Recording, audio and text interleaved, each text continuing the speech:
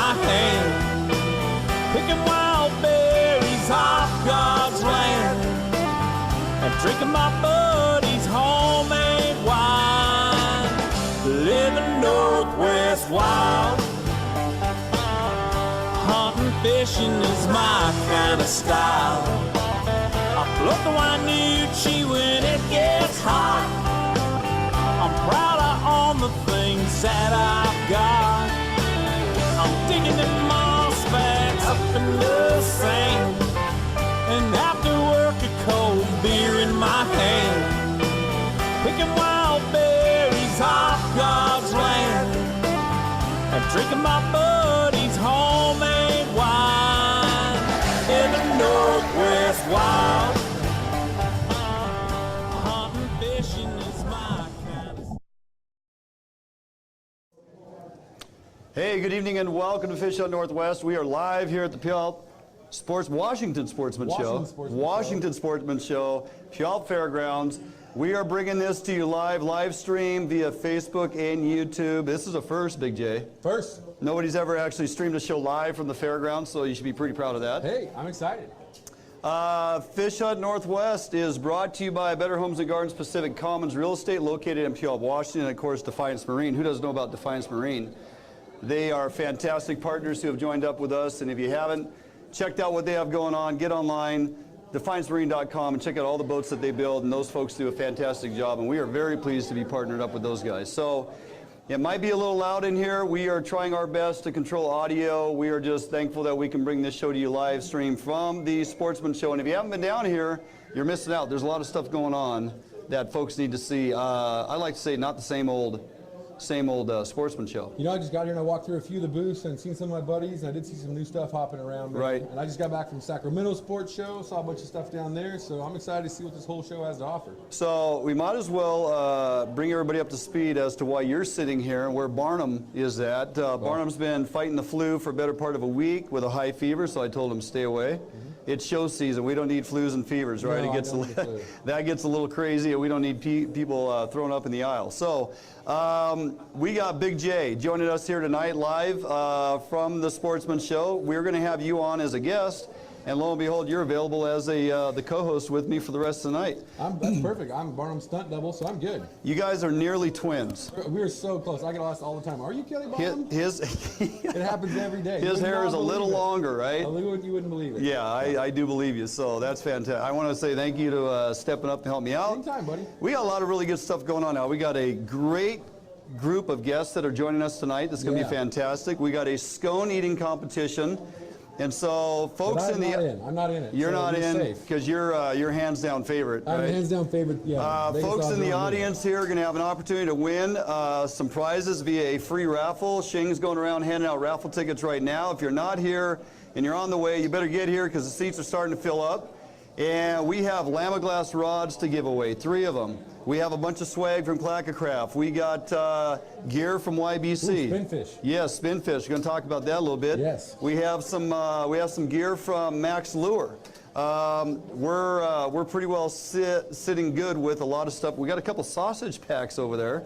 Those might not make it out. Those may not make it out here. So we got those to give away. All those are going to be free raffles during the commercial break. All you have to do is sit in the audience, get your raffle ticket for free, and we give that stuff away at commercial break. That being said, the first Lamiglas rod is going to the winner of the scone eating competition, second hour, and they get to pick which of the 3 rods they want.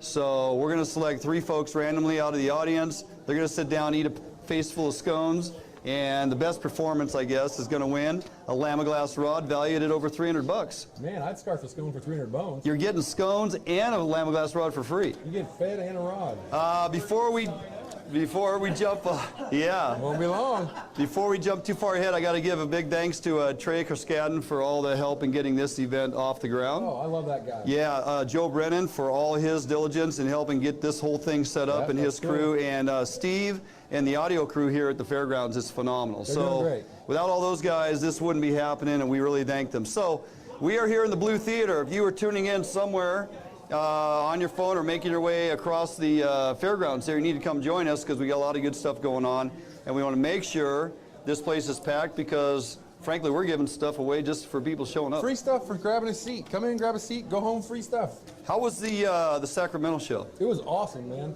A lot of cool stuff down there, you know. Their fishery replicates ours in so many ways. You know, the coconut salmon, they do a lot of the salt. Yeah. But, man, there's a lot of neat stuff going on there. It was packed. Well, unlike ours, some of their fisheries are actually improving. Yeah, they're going this way. Yeah. Yeah. And we've been on the slow downturn, which Yeah. those fish have to swim past us to get there. Somehow, they just and they're bypass us. getting their fish, so where's ours? I don't know, they're headed to sunny California, man. Yeah. So interesting in the turn that's taken down there. Good for those guys. I know charter businesses are doing well. Lots of salmon getting caught. The kokanee starting to take off very well. So good to see. With that, we are going to talk about a couple things, hot button items throughout the Pacific Northwest and beyond, as Barnum and I usually do. And I've asked you to kind of take up his position in that. By the way, nice shoes. You like those? Purple suede. Purple suede, why not? When you wear size 18 shoes, purple suede's the way to go. Size 18 shoe. Yeah. Big feet. Big feet. Big shoes. Well, if I had small feet, I'd fall over a lot. This is true. Like balance thing. It's a balance thing. Size 18. Yeah. Those custom made, or did you find those randomly on When you're laying in bed at night, oldman.com? You type on in Amazon size 18 wingtip, and this pops up in a red pair, you buy them. And you wore the reds down in, Yeah, I fly the reds, man. I can get away with it. It's good. like somebody's going to say, dude, you got red shoes, let's go? Yeah, more likely not going to happen. Probably not. Yeah. What do you use, 6'7"? 10. 10. 6'10". Sorry to short you by 3 inches. I know. I felt tiny for a minute. Yeah, so, hey, I want to bring something to your attention. So, a few stories have hit the email and whatnot the last couple days. WDFW announced that they approved the permitting process for the rainbows, the triploids, to be placed into the net pens up north. This is with the Cook's Aquaculture fish farming. And if we back up and remember, everybody probably remembers what happened with the Atlantic salmon back in 2017, I think it was. All those fish escaped. So that entire debacle of that big net pen area failing and all those Atlantics getting out into Puget Sound and into rivers was of great concern. Yeah, big Right. concern. It's one of those things, you know, like when you're younger, you don't make the same mistake twice. So you touch the burner once, it's hot. You Right. don't touch it again, you learn. Yep. So then there was the investigation and the cover-up of you know, the amount of fish that escaped. First of all, they came out and they basically were saying half that amount. To which then, after a lengthy investigation, they proved that it was wrong. They had reported 160,000. It was more like 265,000. And they had also stated that the reason the net pens failed was during that eclipse, and the tides were substantially larger, and the structure couldn't support that big tide influx. And that was found to not be true. The tides during that time really didn't jump out of norm. So there wasn't any mass big pressure pushed against these things. They collapsed because of lack of maintenance. They have a process where they clean all the biomass that grows on the net pens, and their machines had broken down. And they didn't take the time or the money or the finances to invest to keep them clean. We're talking to the tune of, I started digging on this last night because I was like, why did this happen, and why are they allowing them to come back and put fish in pens out in Puget Sound? The investigation unveiled that they had 110 tons of biofouling. That's a lot. Mussels and, you know, some type of growth and plant life and everything that was basically clinging to the nets, to the tune of 3 million pounds. So you have a suspended floating structure that ended up catastrophically failing simply because of lack of maintenance.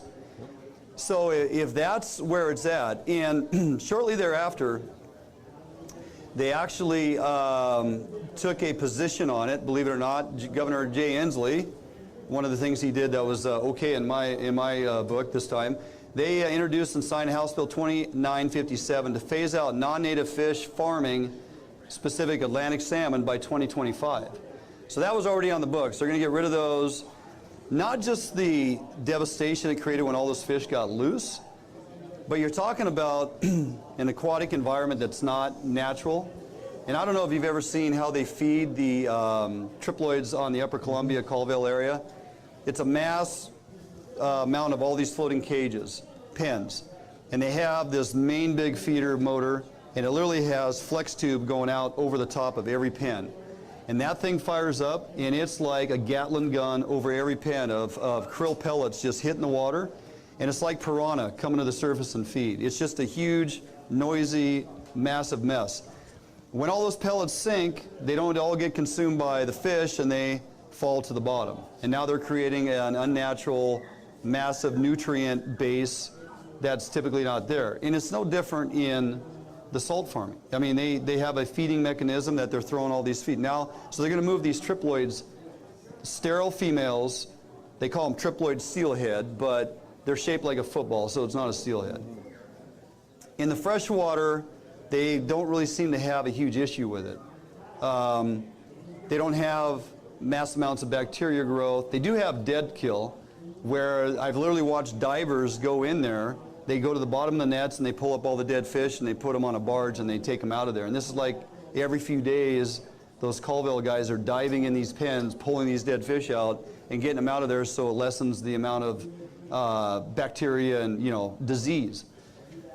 The problem with the saltwater-based farming that's been proven, it doesn't matter if it's in Norway, Canada, wherever else, if you read all those reports, it introduces a lot of false biomass that creates, you know, bacteria growths of things that aren't normal.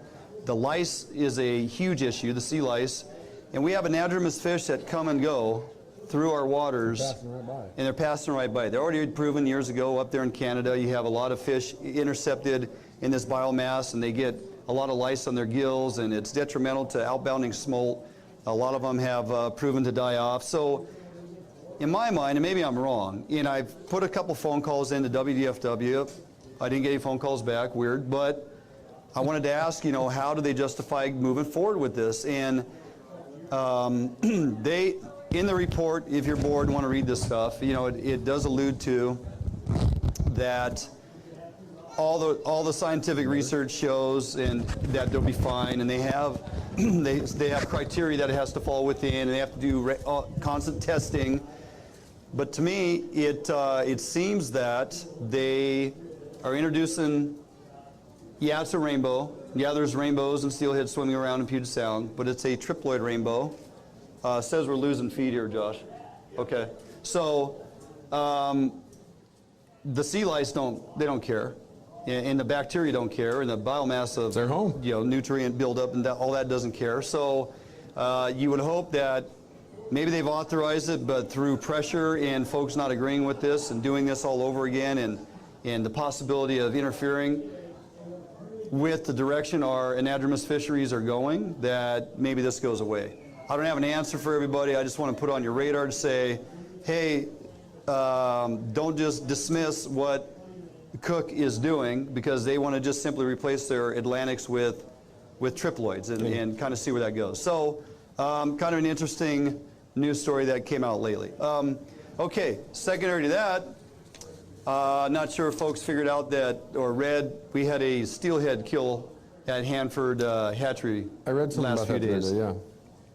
So that was secondary to a parasite or itch disease, which attacks the skin and the gills on your steelhead smolt. They had 200,000 they were rearing at the Hanford hatchery, slated for release, and that didn't happen. They lost 150,000 of them, and so and they treated the water hoping it would stop it. They're not sure if it actually did. They released the 50,000 that they could save, and in the article it basically said hopefully they survived.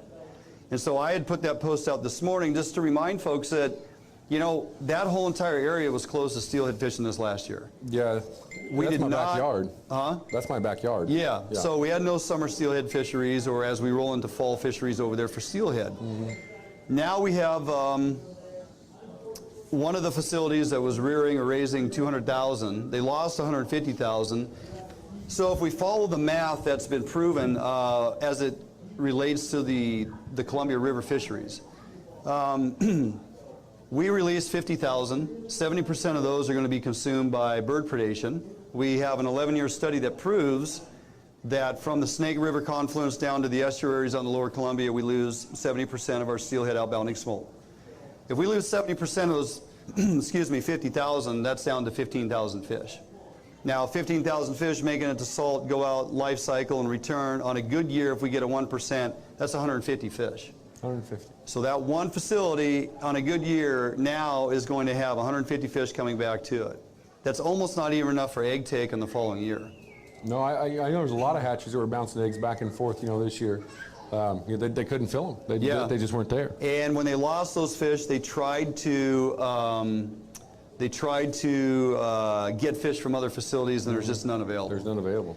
So it shows you that all facilities are basically down to bare bones, and any type of loss due to disease or whatever is just something we can't afford. And the fact that they put in the report the last time they had itch disease was like 10 years ago.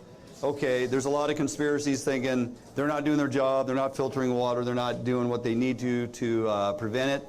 Some of the reports stated it could be as simple as bird droppings over the pens, reintroducing it into there, because that organism or that disease does live in the Columbia River. So it's hard to say. It's just, we constantly get these bits of information that are detrimental to our anadromous fisheries, and I'm just waiting for some good news, at some point. Yeah, that would be good. Good news would be good. Good news would be good. I bet the next segment we have some. I would hope so. I bet it's coming. I'm waiting to see if we're going to get, are we back online? Looks like we're back online. Maybe? No? So we're fighting technical glitches as well. So this may be a show just for you folks. Which would be, hey, if that's what it's going to go down, so it's going to go down. Okay, with that, we're going to jump out for a quick break. We'll roll through the commercial and play it as we do.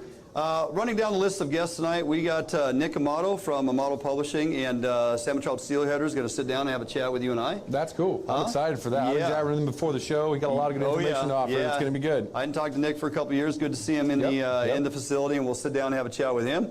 We're going to talk with you about what's going on at YBC. Sweet. You're going to help me introduce the Scone Eating competition. Ooh. Me and food. I know. Hand in hand, buddy. Yeah. I burn diesel. We got that going on. Bobby Kratzer is going to join us in a little while. He's going to talk about twitching for steelhead. Not a lot of people doing that. He's done some really cool stuff. A couple years ago, he came out with a deal where he was actually fishing flatfish, F7 flatfish on bobbers, on floats. Yep. And he was smashing them, which is, sometimes you just don't think about that. What's our buddy Herzog always say? What isn't tried won't work. Yeah, what isn't tried won't work. God, I miss that guy. Hi, Bill.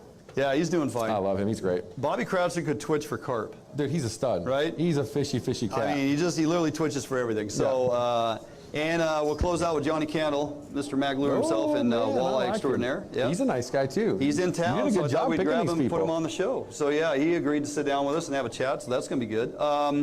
So we'll get to all that. Before we do, we are going to jump to a break. We come back. We're going to introduce Sean Christensen with Buck King Outdoors, Buck King Productions. He went around yesterday kind of taking a look at everything that's going on around here at the Sportsman Show and give folks a feel or a sense of what you are missing out on if you're not down here.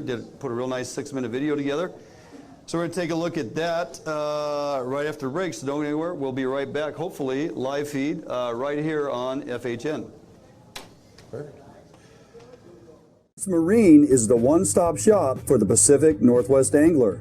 Whether you are looking for a small skiff to fish the Sound or rivers, or a huge offshore tuna machine, Defiance Marine has it. At Defiance Marine, be sure to power your boat with a Honda outboard package. Take advantage of the reliability and 5-year top-to-prop warranty on your Honda outboards. Our service department is always here to help and serve you as the customer. Did you know Defiance Marine has boat financing experts to help get you the best term rates on your new boat purchase? If you need financing for that new boat, call us today. We guarantee the best price, best service on a repower for your current boat. Defiance Marine is a Honda Premier dealership and one of the largest on the West Coast. Defiance Marine also carries all the gear that you will need. Everything from auxiliary kicker motors to fishing tackle and bait. Defiance Marine has certified technicians that are top-notch at their job. Some of the best in the Pacific Northwest at evaluating your boat issues and problems. Stop in today or give us a call for all your needs at Defiance Marine.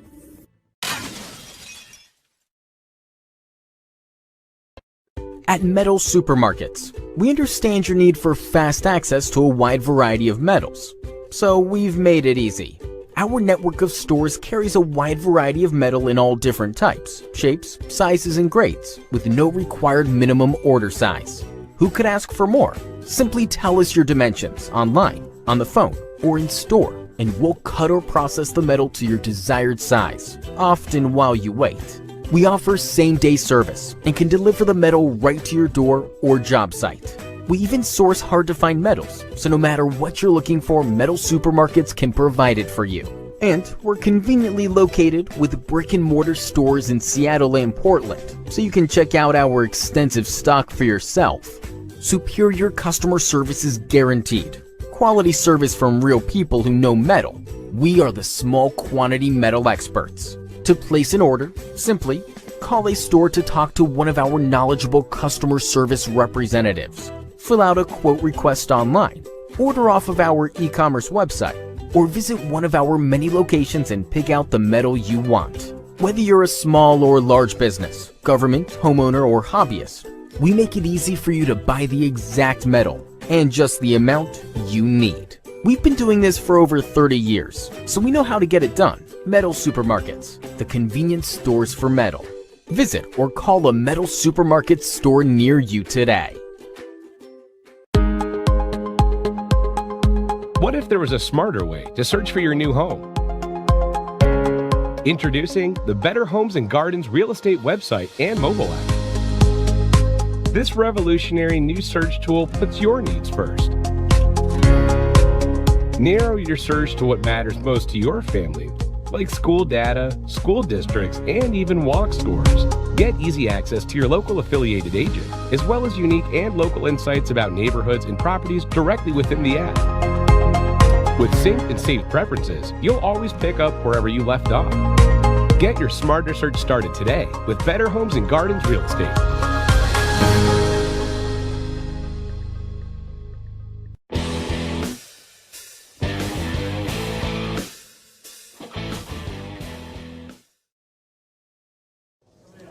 All right, we are back and possibly even live, so if they're actually sitting home watching, they may be watching us kind of tune in and out. But it doesn't matter, we got a good studio audience starting to build.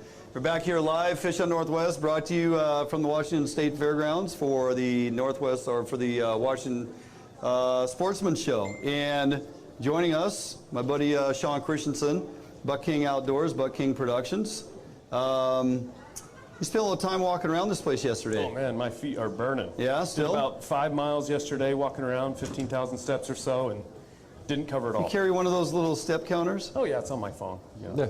Makes me feel like I'm working out. Yeah, I got that kind of time. Yeah. Anyway, there's actually a lot of good things going on down here at the Sportsman Show. I was talking to Big J earlier, and it's not really the typical same old Sportsman Show. They've actually upped the game, trying to bring in a lot of outside folks. That whole cooking competition is just insane with the number of participants. Did you know Pro Escobedo is into like chefing it up and actually cooking and competing in the barbecue and stuff? I did not know that. I had no idea until he stopped by the booth and we started chatting. He's like, no, I was competing in the cooking competition. I'm like, well, no, aren't you a fishing guide? And He needs an official taste tester. yeah. Pro, yeah. I'd like to volunteer for that. Are you here tomorrow? Yep, They're always looking for volunteers. I'm in. Yeah, and you have to sit there for 3 or 4 hours and actually eat. Oh, that's easy. Can you do that? Oh, no problem. No question. No problem. Yeah, no problem. I'll take your place when you need a break. Yeah.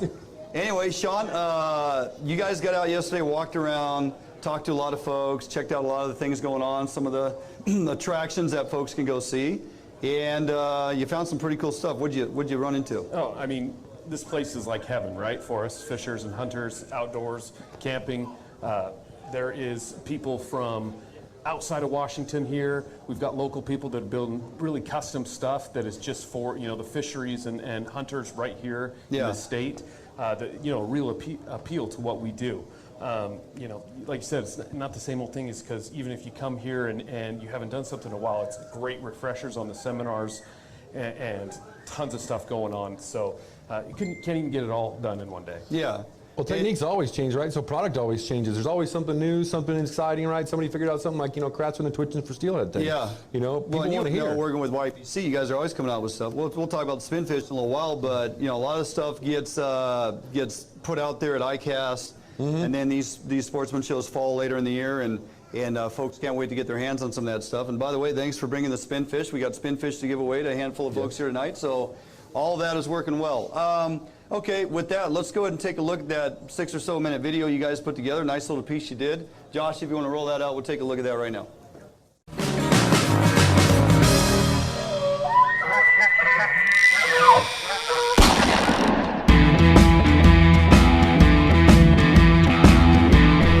We're at the 2020 Sportsman Show, the best of fishing, hunting, camping, food.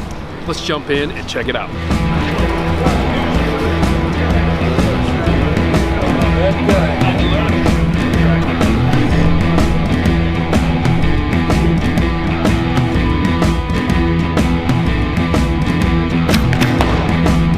Samples, samples, samples.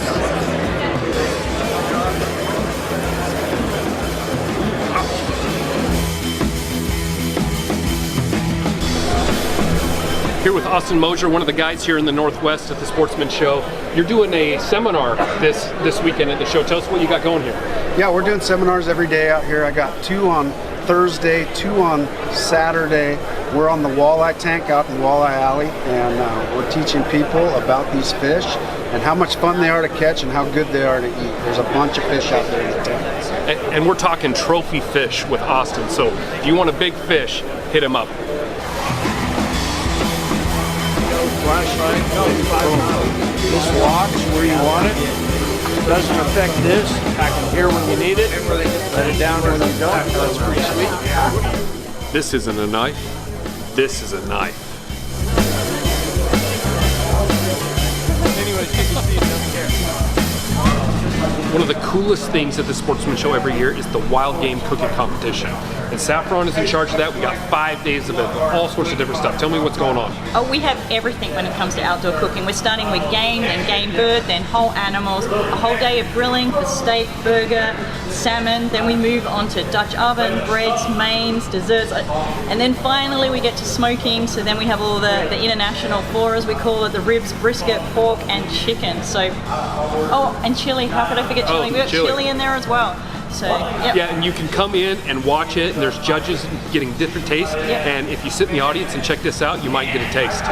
And if you come and watch our educational sessions, you absolutely get a taste. So every hour we have 2 different classes, and every class gives a sample. Come hungry.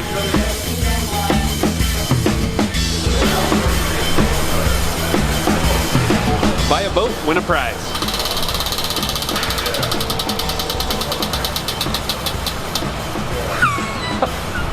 He did it. Oh, free kicker.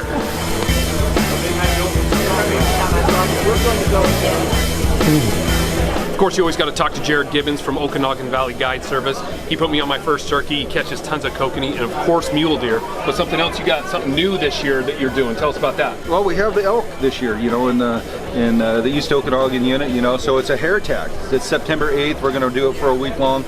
Plenty of elk in the area, and it's going to be just awesome. I mean, we had bugling elk. I called in my elk this year, shot a nice 5x4 bull, and so now we're going to offer it to other people that wants to come out and join us this year. We're going to combo it maybe if they want to with the deer, so we can hunt deer and elk at the same time, whatever walks in front of you.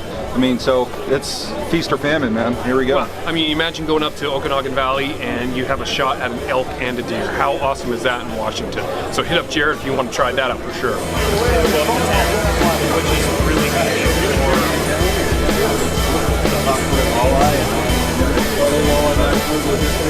One of my favorite things to do in the Puget Sound is crabbing, and Tony is the creator of one of my favorite tools that I've ever used in the last year. Tony, tell us about this thing. So this is called the Kraken Crab Cleaner. It's actually a stainless steel crab gauge. So when you're catching crab, you need to measure them and make sure they're legal size. But the most important part when you're ready to clean them is you insert the gauge into the base, you grab the crab by the back 2 legs and just center it on the Kraken Crab Cleaner, give it a smack, breaking through the belly shell but not the back shell. When you rip the legs off and shake them out, you got half the crab clean, there's no meat loss, and it's ready to cook. We can do a dozen crab in 4.5 to 5 minutes with no mess, because all of the guts stay in the back shell. It's just a fantastic way to take care of your crab. And that makes my wife happy that I don't make a mess at home, and they are just perfectly clean to throw it in for steaming or boiling, and they taste delicious. No flavor loss whatsoever. This thing is awesome. So come check it out if you stop by the booth.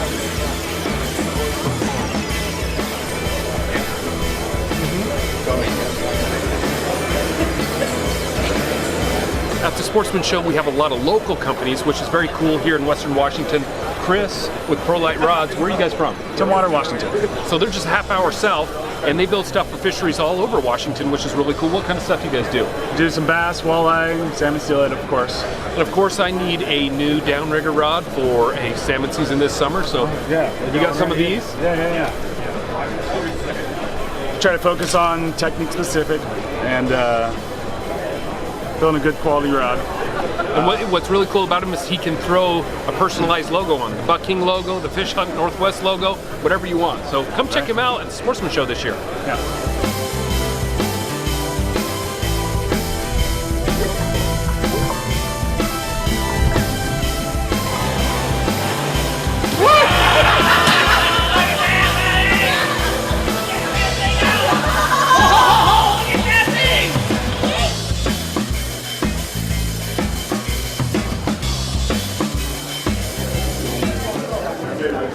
Been walking around here all day, and I have seen a lot, but there's still a lot more to see. We take a quick break, lay down in Dwayne's boat, take a little rest, and we'll go see some more. Don't tell him.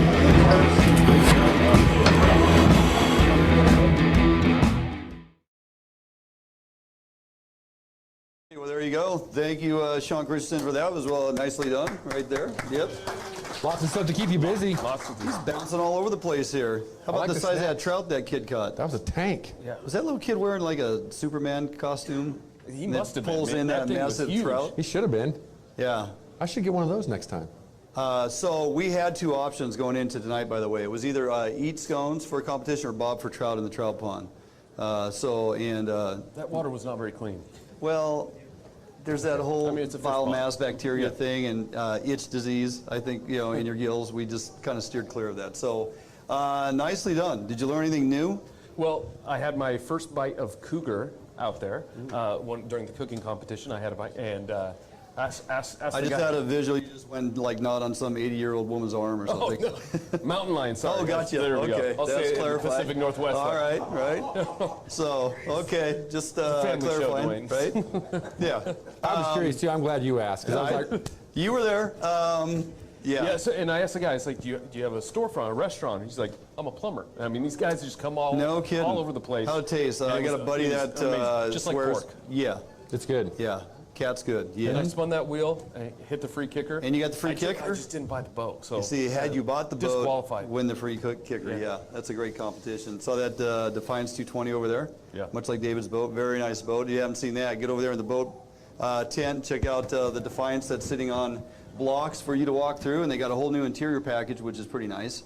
Yeah, well, nicely done. Appreciate you taking the time to put that together for us. Yeah. I was far too busy setting up booth and studio and whatever else. And you were shaking hands. You knew everybody through every building we walked through. So. Shaking hands, yeah. Got people throwing stuff at me and hitting me. Boo, boo. Yeah, so really well done. Appreciate that. All right, we are going to jump out for a quick break. We come back. We get to introduce Mr. Nick Amato. Ooh, I'm looking forward to that. I reference him as like Sasquatch. Not the way he looks by any means. Simply that everybody talks about him, trying to find him, never see him. Well, now you see photos of him with a fish, but then they're gone. But you know he's there. You know he's out there. People talk about him, and I mean he's relevant. He's close. He's here, and we get to talk to him tonight. We get to pick his brain. I'm excited about that. Yeah. So Nick Amato live here at the Washington Sportsman Show down here in Puyallup. If you're on your way, you better get here. The scones are smelling good. Oh, buddy, you should not have put them there. You should put them over there or by a window. Scones are smelling good. Competition's about ready to take off here around 8 o'clock. Lamiglas Rods to give away. Bunch of prizes. We're going to draw some tags right now and give away a few items. And do all that during the commercial break. We come back. Nick Amato right here on FHN.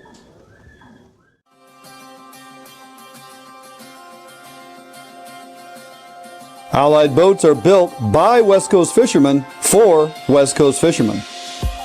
Deep V 21-degree dead rise at the transom guarantees a smooth ride no matter the conditions. Allied offers all of our boats with Honda outboard packages so that you can take full advantage of the reliability and 5-year top-to-prop warranty from your Honda outboard. Allied boats range from 19 to 32 foot in length, so no matter what type of heavy gauge boat you are looking for, we have it for you. All of our Corsair 21-foot and larger designs come standard with reverse chine that is welded inside and out with no extrusions below the waterline, so that you will never have to worry about corrosion problems down the road. Get out on the water today in a boat that you can trust and enjoy with Allied Boats. Contact us at Allied Boats today to learn much more about our incredible fishing machines.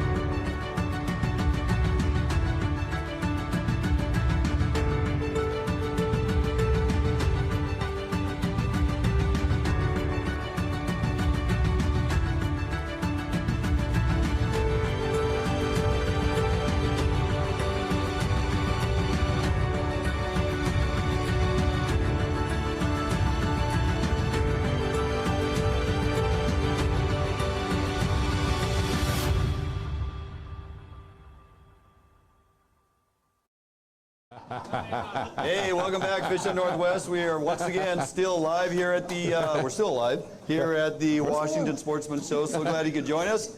Looks like we got our technical glitches worked out, and we got a few folks tuning in this evening. A lot of them bailed. They're like, oh, these guys, you know. That happens. Yeah, technical difficulties. They'll come back. I'll catch up with it later once it's recorded. So glad you all are still hanging in here. We got a good show in store, and I want to introduce our next guest, Nick Amato. I would say, you know, you really don't need any introduction, but you kind of do, because people are familiar with the name, not with the face. You've done a great job kind of staying behind the scenes and doing a very good job, by the way. Well, I appreciate that, and it's a real honor to be here tonight.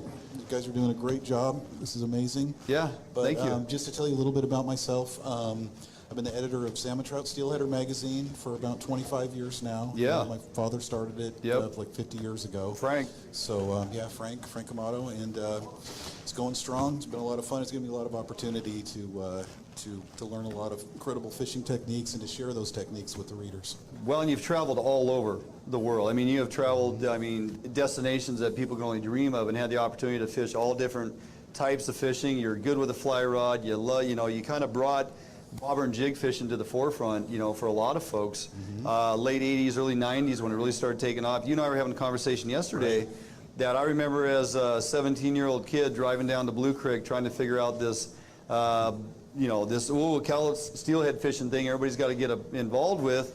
And you walk past the first 200 guys that were standing along the corner there at Blue Creek, and you find a spot in between where nobody else is fishing. You're like, oh, I'll fish here. And then you realize first cast when you hook that stump underwater, there's probably why nobody's fishing there. Right.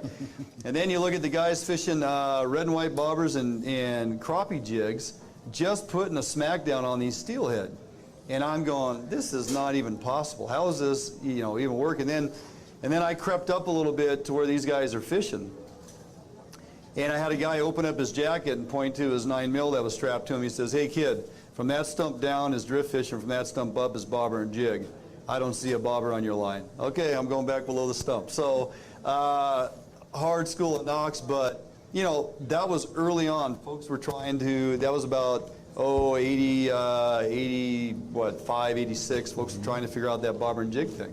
Because drift fishing was what we all did growing up. Right. You still pick up a drift fishing rod once in a while? Absolutely. Yeah, no doubt about it. And there's times, especially in high water years, where you have to do it for sure. Yeah. Especially from the bank. You know. Yep.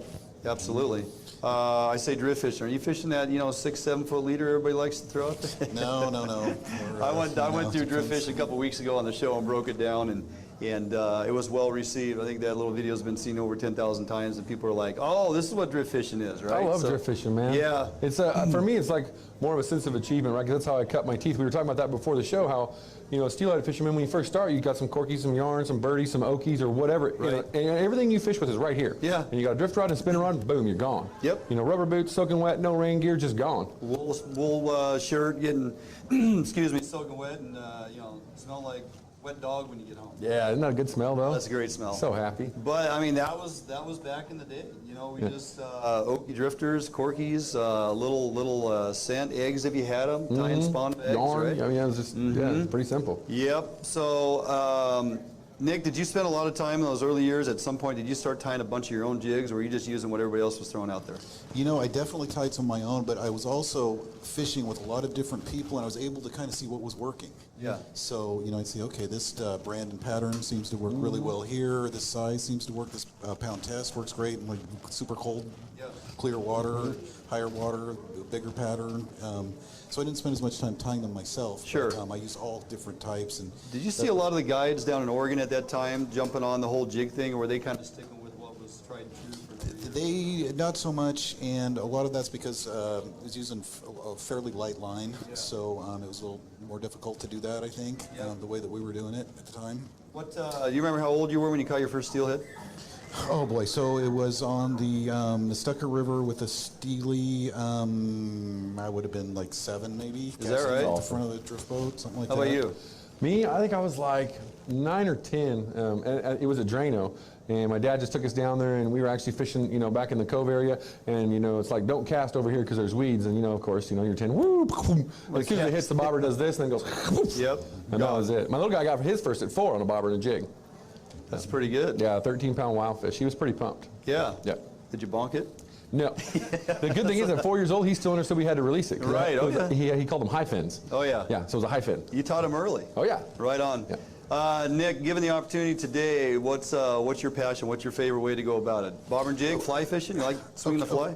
Boy, it's so tough to call that. But each year I try to learn something new. Even still. So, yeah. So I'll switch back. Like we were talking, these guys are bringing 30 rods with them in their boat sometimes, and you've got this method, that method, and another method. So I've tried to master each thing, so when we put articles in the magazine, I actually know what I'm talking about. Yeah, yeah. I know that I'm getting the proper current information, that type of thing. That's part of the fun, though, right? So, well, it's the evolution, right? Yeah, I mean, right. we kind of briefly talked about that as like, tackle companies constantly want to bring out with new gear and stuff, but new techniques. Right. The bead thing just blew up here several years ago, and now it's going gangbusters, right? And some folks were slow to kind of creep that way, but now it's kind of become something in everybody's arsenal at one point or another throughout the season.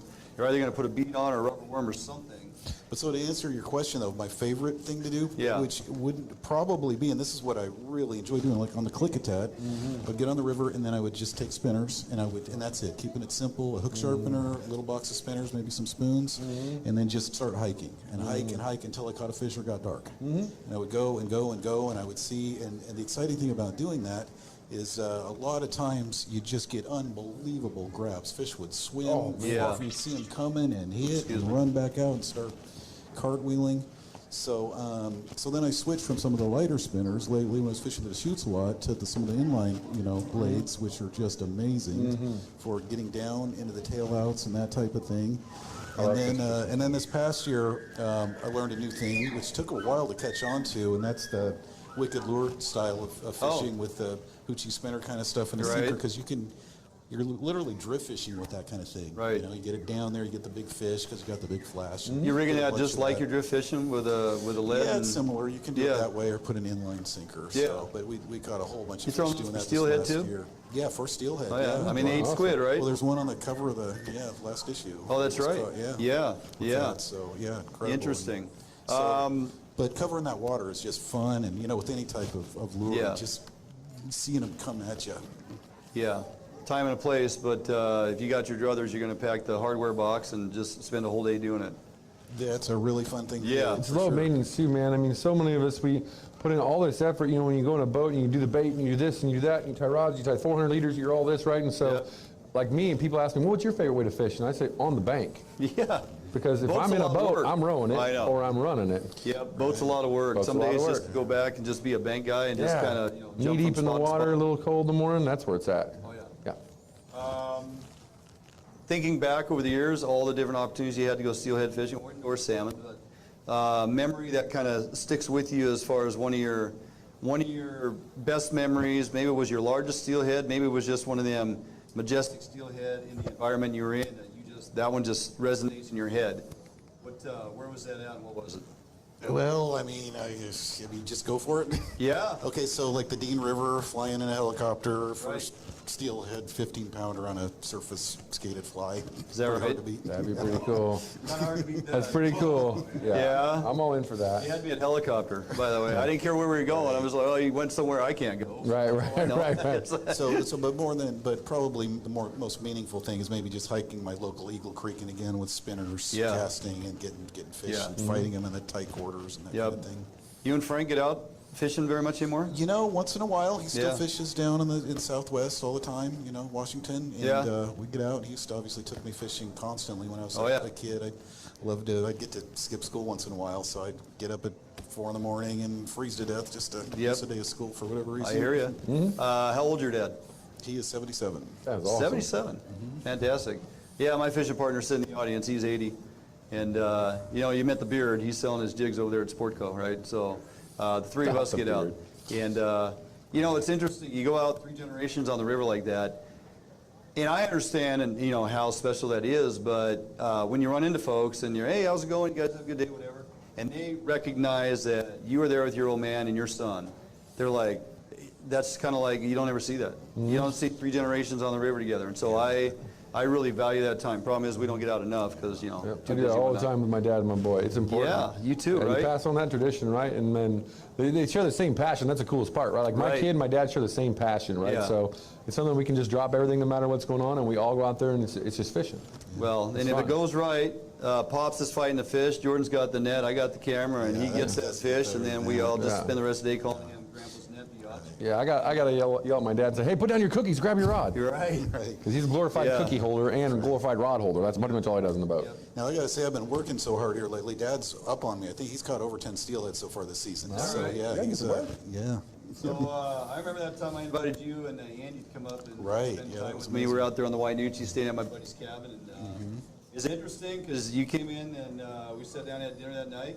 And I said, hey, what do you think? And you were like, man, you know, coming in, I haven't fished this river in years, but it sure looks a little high. You know, color looks good, but it seems a little high.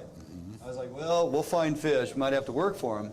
I was like, Nick, you ever bobber dog? And you're like, bobber what? I was like, you want to do some bobber dogging?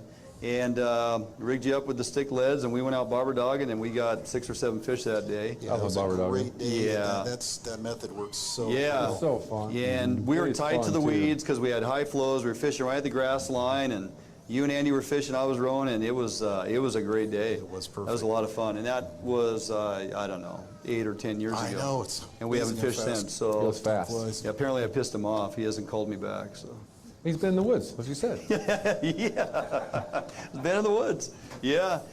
Any destinations still on your bucket list you haven't gone off and done yet relative to fishing? Oh boy, you know, not really. I just want to master the local fisheries. Yeah. You know, I really have stepped it back, and I want to go back to what I started doing. You know, Right. just maybe shorter local trips, and I just can't get enough of that. Yeah. And, you know, gauging my success, not trying to catch so many, but hooking fish that mean something to me. Yeah, that's a good perspective. Hey, before we finish up here, you know, the magazine industry's kind of a tough racket with everything being online and streamed and, you know, access to everything so fast, but you guys are doing a great job.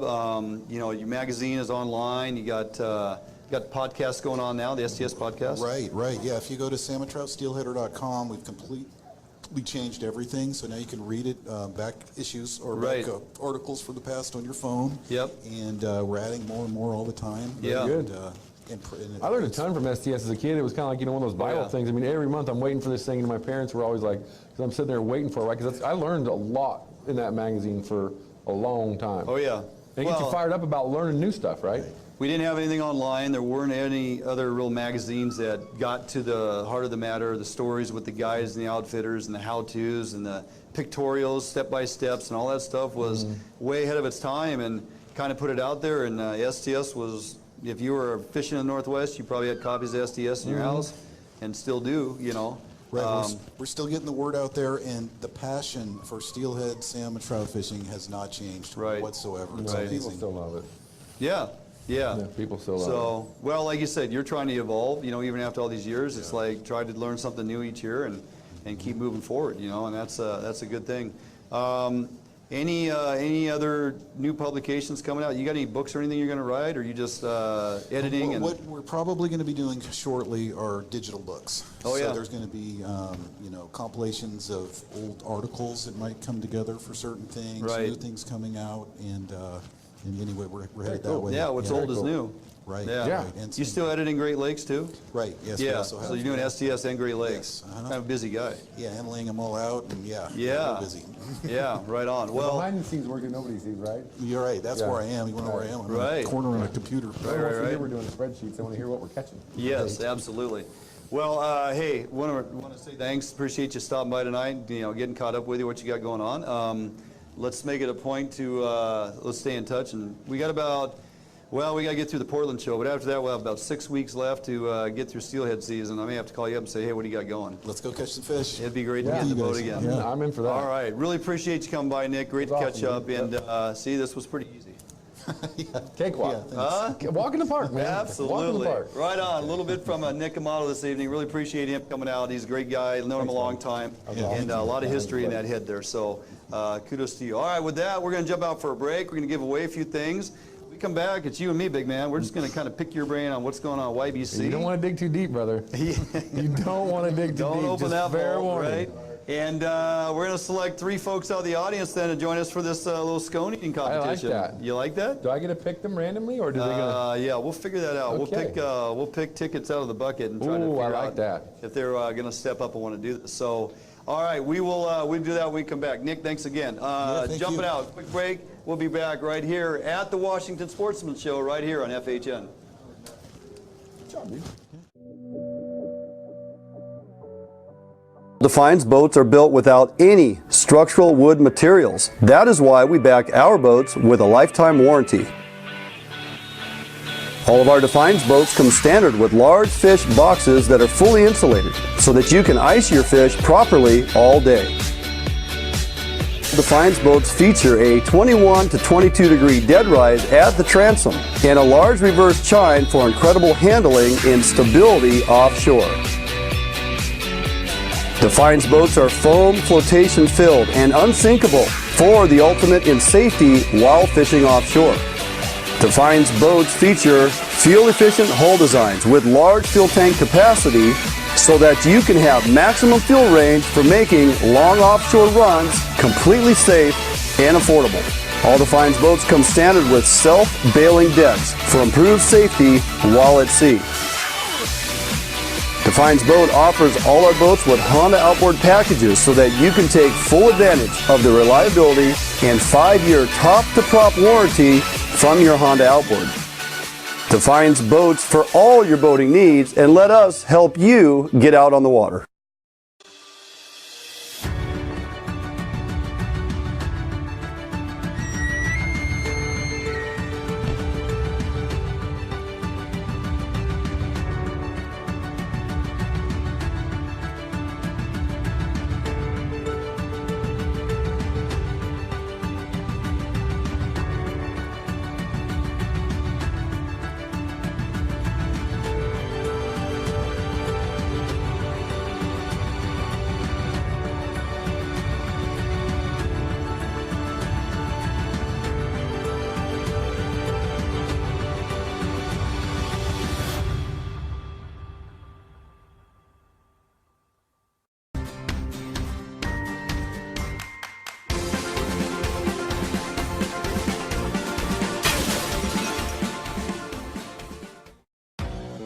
Sterling Inc. is located in Puyallup, Washington. Sterling Inc. is your neighborhood quality one-stop shop for your team, outdoor clothing, screen printing, and embroidery.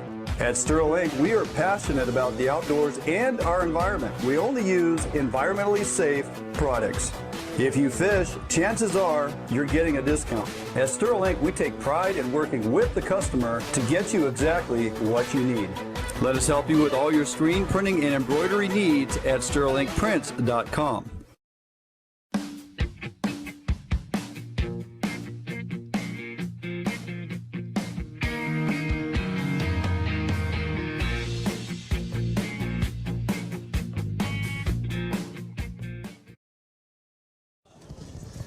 All right, we are back. I think, okay, we're over there.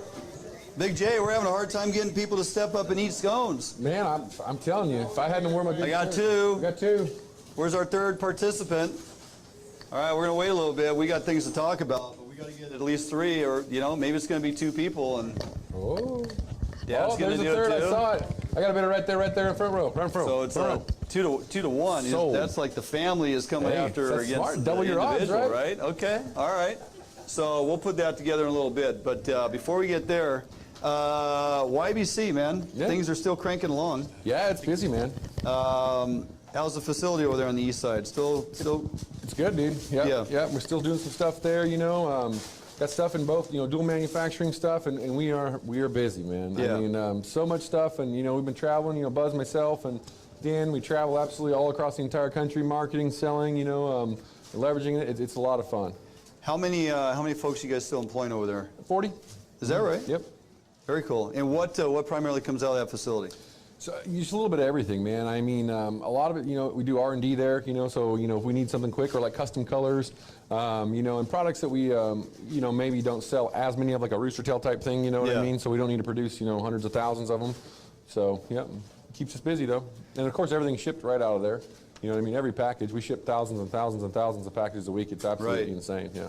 So spinfish, that kind of hit the scene last year. Yeah. It did real well at Buoy 10, didn't it? Yeah, it was awesome, man. Buoy 10, the sound, everywhere. It was great. Great Lakes, it was good, you know. Yeah, it's a neat lure, man. It's very simple to use. Who basically came up with that concept? So a guy named Ray Norman came up with the concept, and it was about, you know, it's funny, 6 years ago, or 7.5 years ago, I get to Yakima Bait on my second day, right? And Buzz and Dan, I have a meeting, and Buzz and Dan are like, don't take any product ideas from anybody. I'm like, okay. So I go to my office. Don't take any product ideas from anybody. Yeah, right, because I get that all the time. I'm like, okay. So I go to my office, and I sit down. Phone rings, right? And this guy's like, I got a product idea. And I'm thinking, man, this is a setup. Yeah. Has to be, right? He's like, you got to watch this video. Same day, like 20 minutes later. I'm not kidding you. Same day. I like the setup. And so you got to see this video. I'm like, okay, dude, you send me the video or whatever, you know? And so I hit the video, and I'm like, oh, man. I got to tell Buzz, right? And so I said, no, I'm not supposed to do this. I emailed it to him. Well, you know, Buzz loved it because the action is absolutely outstanding in the water. And, you know, we went back and forth with it for a while. You know how things, sometimes deals don't work out, and then boom, you know, about a year and a half ago, he calls and says, hey, you know, let's make a deal. And so we purchased the company from him, acquisition, and now we own it. And so, you know, we put our spin on it. Was he, in all that time, was he producing those or haven't made anywhere else? Yeah, I believe he was, you know, trying to do a little bit of stuff himself. But yeah, it's very difficult. I mean, what most people don't understand about, you know, marketing a lure and getting a fishing lure out there, like, I got $1 million idea. I'm like, do you understand it gets $100,000 for me to get one in a package? Right. One. Right. Right? So and he didn't get anybody else to market it in all that time? I don't believe so, you know. I was kind of in and out of it, you know. Buzz kept in contact with him, but, you know, it all worked out for the best for YBC and fishermen. What finally was the, you know, what catapulted it over to, you know, make Buzz and Dan and guys at YBC go, you know what, let's go after this thing now? I mean, it was like 5 years later. He came back to us. Oh, he did? Yeah. Okay. So it worked out great for everybody, you know. He got second audition. Yeah, second audition. Okay. You know what I mean? Sometimes you just got to go through it again. Yeah. Did you guys change anything on that lure, or did you basically take his concept? Nothing structurally, no. The only thing we changed was a few of the colors. You know, we kind of put our YBC spin on it with some of our top sellers. You know, your double trebles, you know, metallic silver, chartreuse head, mad clowns, those types of things. And you know, that's kind of where we went with our spin. And then, you know, of course, you get different fisheries. For instance, Puget Sound, you know, they like a lot of glows and greens and those types of things. Well, so, you know, you get custom ones coming in, you know. Yeah. It's like this one I'm holding here. It's same spoon they make called the herring aid. And so it's a spin fish in that same exact color, man. And it is fishy. Glow belly, you know, and then it looks like a herring all the way around it. And if you haven't seen one yet, they're real simple. You just pop it apart, just like this. You can stuff your bait right inside of it, and then put it right back together. It doesn't come apart. You know, however you want to rig the hooks is really up to you. They come standard with a 2-aught hook and 25-pound test line on the 3-inch models, and then 30-pound test line and 3-aught hooks on the 4-inch models. Okay. And they also, on the front, you'll see 2 notches, and that's for a clockwise or counterclockwise roll. Whether that makes a difference or not, I'm not sure, but when I run them, I'll run them, you know, left side of the boat, I'll run them left, right side of the boat, I'll run them right. And the fish will tell me, as Buzz says, the fish will tell you what they want, right? They'll tell you. Just listen. How many sizes do they come in? Just a 2 2 right now. Okay. But we just got prototypes for 2 additional sizes, 2-inch and I believe a 2.5-inch model. It just hit our desk a couple weeks ago. Buzz and I and Dan, we're going to go out and do the R&D on them, just kind of check them, see how they ran. Yeah. But Mother Nature, you know, changed her mind on that, so that's okay. Oh, recent weather? Yeah. So trolling those, troll speeds? Troll speeds can vary. You know, I've done them all the way down, you know, like 1.25 all the way up to, you know, almost 4 miles an hour in the Sound. And they still perform. They still perform. And what I found with them is, you know, from that like 1.5 or 1.7-ish to 2 miles an hour, like somewhere between 30 to 35 inches a liter is good. Your Drano type fisheries and things like that, right? And we got in the Sound, and we were running, you know, like 2.2 to 3.2. And so, you know, the 45 inches a liter seemed to be kind of the mark in there, which is pretty standard. Behind you know, a flasher? Behind a rotator. Flasher? Yeah, Rotator? behind a rotator, yeah. Okay. Pro Trolls is what I was using. Yeah. Okay. Coho and Chinook? Yeah, Coho and Chinook. I mean, Cody Herman smashed them at buoy 10. The Coho, I mean, he just couldn't keep them on. And they work well at fish flash, too, you know what I mean? Yeah. Cody was using all inline flashers there. But he, really, really well. You know, it's so he was using inline rotators. Yeah, he was using fish flash, man. Right. That was it. And that was it. Yeah, and he, you know, anywhere from 36 to 48 inches a liter, depending on the day. And that's a tight spin, like a drill bit herring? Yeah, it is. It's a tighter spin, and you know, it's pretty simple. It's just like, you know, a cut plug or whatever. The faster you go, the more it's going to spin. The faster it's going to spin, it tightens itself up. Yeah. Yep. Yeah. Interesting. Yeah, and it's got, you know, holes out the back for the scent to go out, and then there's a big hole in the front. It's kind of like a vent. And what I've been doing was just taking some, you know, I usually take some Procure stuff or whatever, and I put it in there and just fill that full of something, you know, like that's kind of not an oil, and super gels, things like that, and it kind of holds that scent, right? It just kind of pushes that water through it and it just leaches it out for a while. Yep. And done real well with it. So that is a custom color for Sportco herring aid, and it's here at the show. It's here at the show in the 3 and the 4 inch size. And I know we only sent them, we sent them quite a few, but they're not going to last very long. Right. Yeah. So if you're home watching the show and plan to get down here tomorrow or Saturday, Sunday, you got a chance to get over to Sportco and grab that herring aid custom. Yep, and I did not get a chance to check the pricing. Like I said, I got here from work and I bounced around, said hi to a few people, and then I came right over. So. Yeah. Do you know off the top of your head how many actual colors that comes in? In the Spinfish, it comes in 20 colors in the 3 inch model and 10 in the 4 inch model. Those are standard catalog colors. However, there are other customs that are, you know, we're producing, and so like the mag lip or the flatfish or any of those, you're going to see additional colors in that spectrum, you know, start to pop out that are, you know, regional. Like the herring aid is, you know, very much so here. And I actually, there's a white one with a purple stripe on the back that John Kaiser sent me a picture of. It looks kind of like my shoes. Oh, yeah, it's pretty. And but I have prototypes for that in my truck that I got to bring in and show for, you know, a possible next custom. Sure, gotcha. Well, right on. Any other new breaking advancements there at YBC? We're always working on stuff. I've been working on some walleye jigs with Mark Romanak and Jake Romanak, and so hopefully those will hit here pretty soon. You know, working on some warm water stuff, some different spinner baits with a couple of our pros, and you know, we're always looking. I mean, that's one cool thing about being a fisherman and going to do what I do, right? It's like I'm in that whole realm that I get to design it. If I don't like the way it works, or you got something I don't, I can have it made, or I can make it and try to make a better mousetrap. Speaking of which, you have walleye seminars coming up. I do have walleye seminars coming up. Yeah. Tomorrow? Tomorrow I got one. I think tomorrow's at 3:30 and Saturday's at 2. And it's kind of cool. My seminar is unique, right? I call it the Weekend Warrior Walleye Seminar, just like when I do a buoy 10 one, right? Because I'm not a guide. I'm not on the water every day. I'm not a tournament fisherman. I'm not a pro. You're a weekend warrior. I'm a weekend warrior. I'm just like everybody else. I'm a dad. I got basketball games I got to coach. I got to work. I got to mow my yard. I got to do those other stuff, right? And so if the wind's blowing 27 miles an hour and the weather looks terrible, I'm like, yeah, I'm going fishing anyway. You're on the east side? No, on the east side. You're mowing your lawn this time of year? Well, no. Okay. But it could be, but I'm not walleye fishing. I'm here. I'm traveling. I'm in a plane. I was just checking. Yeah. Okay, so walleye seminar tomorrow and Saturday at the Walleye Tank. At the Walleye Tank. I may not be standing up on the tank because there's no sense in putting 340 pounds 14 feet in the air. So I might be standing on the floor. That's a disaster waiting to happen. That's a disaster. If I fall on someone, they will not recover. Yes. All right, we are going to move a few plates of scones. Wow, I like that idea. Yeah, and we have 3 persons. Who we got? Raise your hands. Who's in? 1, 2, and 3. Daddy-daughter team, they got a 66% chance to win right there. Yeah, go ahead. Let's come on up here, sit on down. Let's go. I'm loving it. Man, I could clear that whole thing out. You give me some milk, I'll be done in like 3 minutes. Yeah, no kidding. I said starting with 8. Yeah, ooh, starting with 8. Yeah. Oh, it's 8.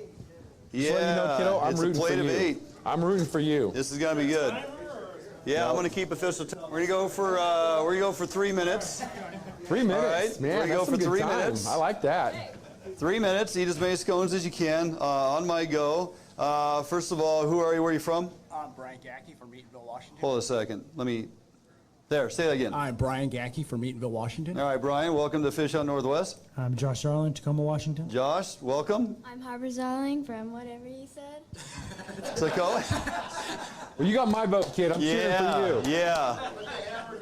on, kid. Okay, because we're also going to take into account body mass and size index and all that. You gentlemen need to eat twice as many. All right. I think that's fair. Don't you think that's fair? I think that's fair.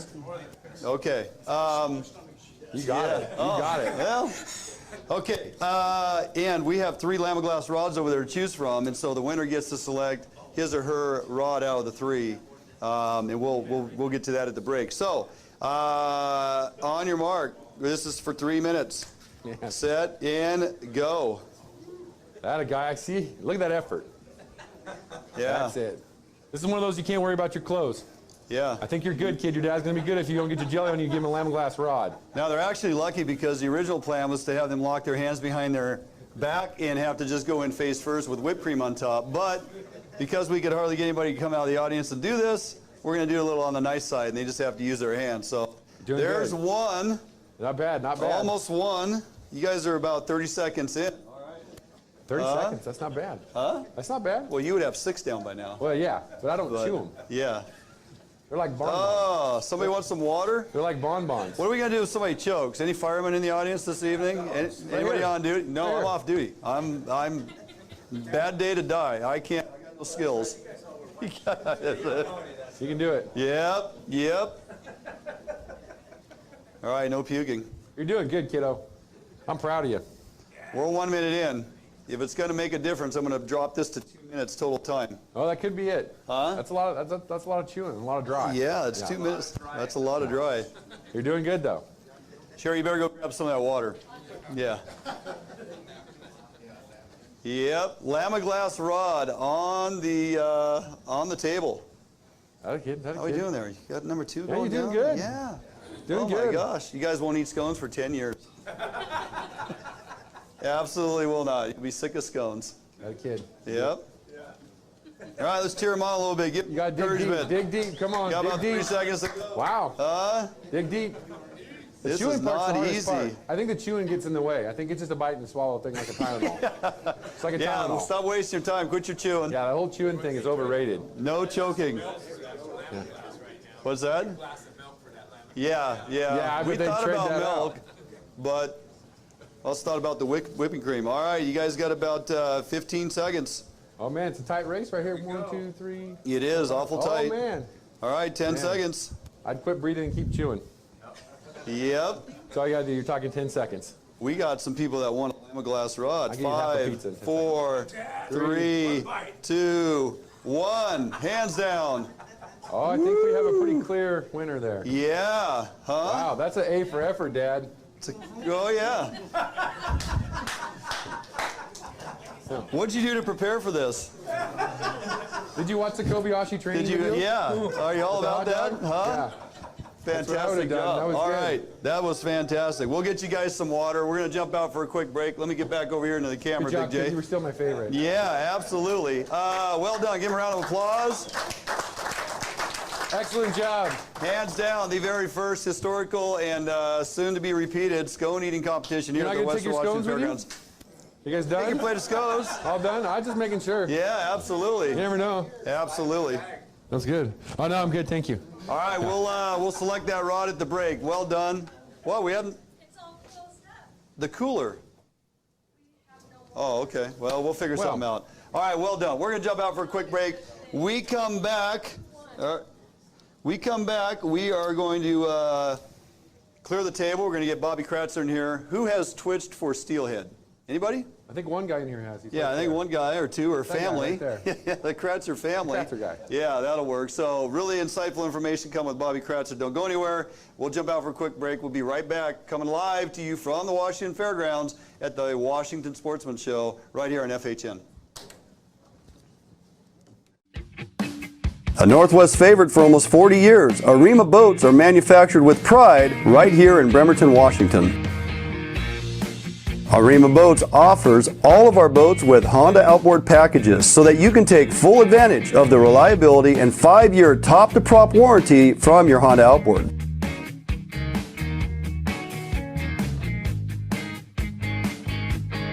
With literally thousands of Arima boats on the water throughout the Pacific Northwest, Arima boats are a proven hull design that offers incredible fuel economy and all of the amenities that a serious angler is looking for.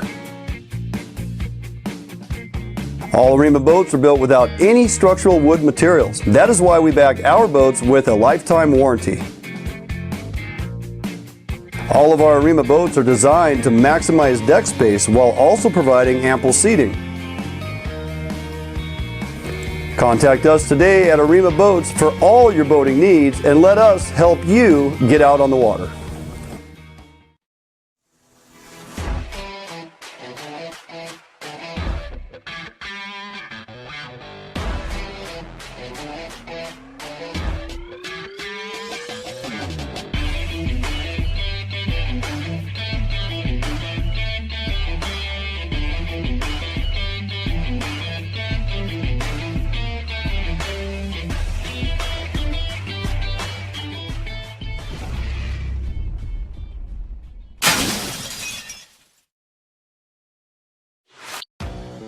Sterling is located in Puyallup, Washington. Sterling is your neighborhood quality one-stop shop for your team, outdoor clothing, screen printing, and embroidery.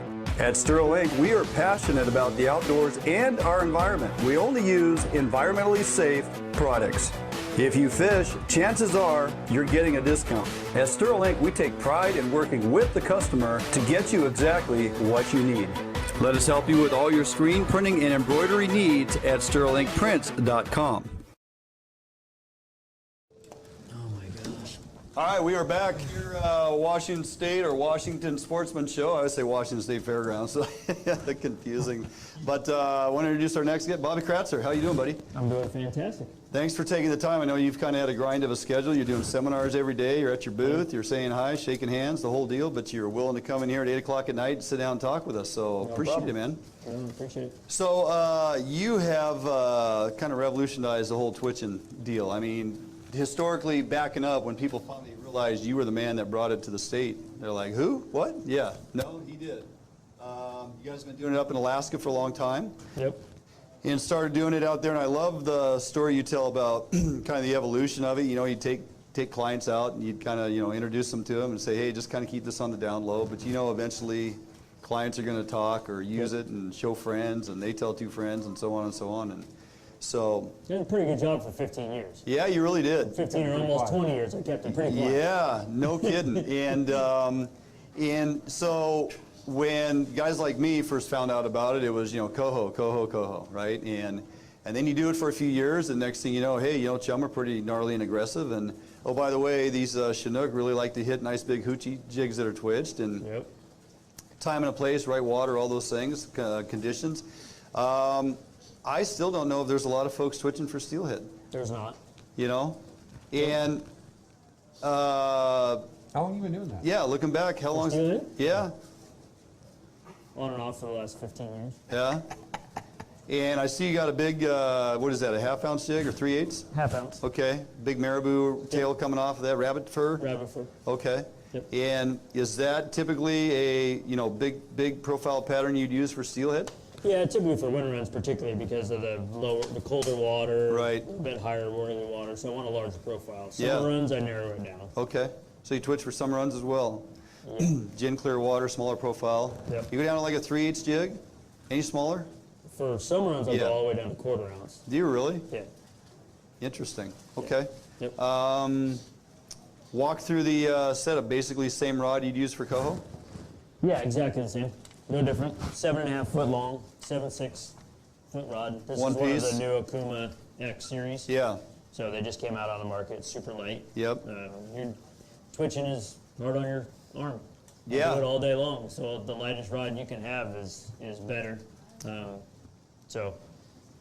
SAMR reel. This is an Okuma reel, but any good size spinning reel. This is a size 40. I want the larger diameter, more for the pickup speed on it. Yeah. And then it's 50-pound braid. Okay. And a lot of people are surprised at the 50-pound. I'm not using it for the pound test. I'm using it for the diameter of the line. Right. Right? I don't want something that's going to use 20-pound braid. it's like 6 pound Amato, right? Yeah. It's gonna sink really fast. So Right. I'm using this because I want a little bit of the drag. I don't You want it to slow necessarily down a want little my bit. jig to sink as fast, stay down those rocks. So Interesting, I'm using okay. it more for the diameter of the line.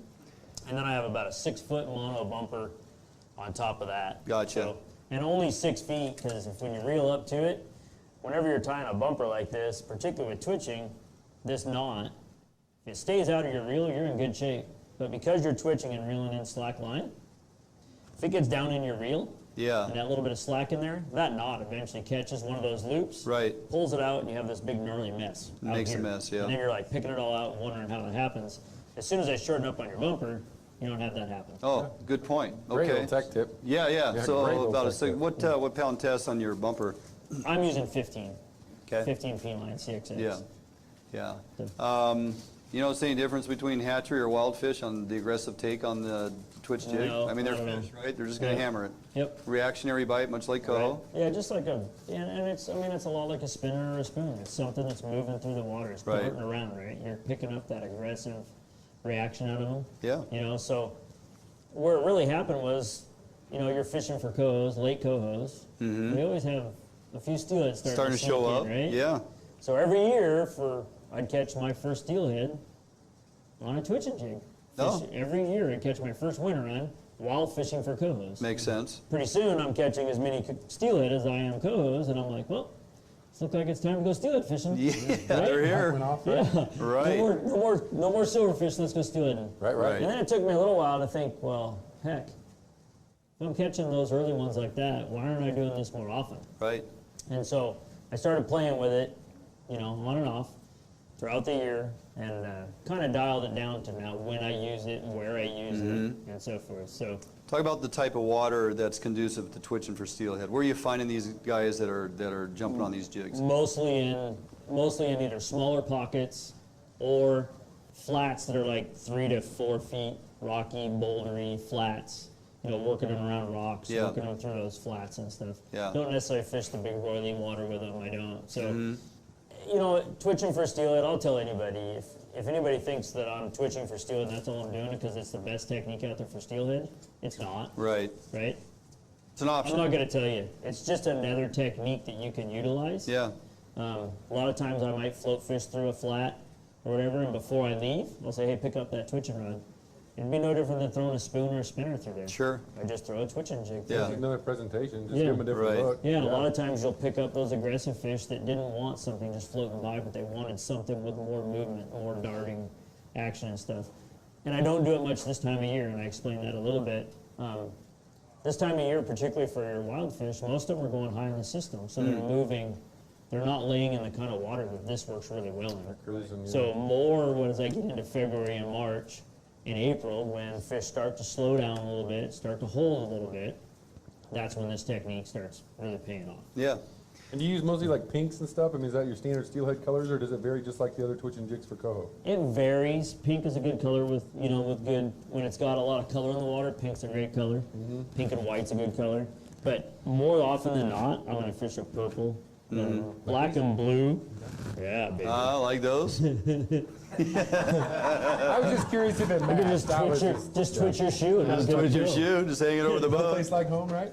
Bobby's looking at it going, how many lures No can I place get like out chrome. of the shoe? Yeah, no place like chrome? Right. Yeah. Black and blue is really good. Yeah. Purple and blue is good.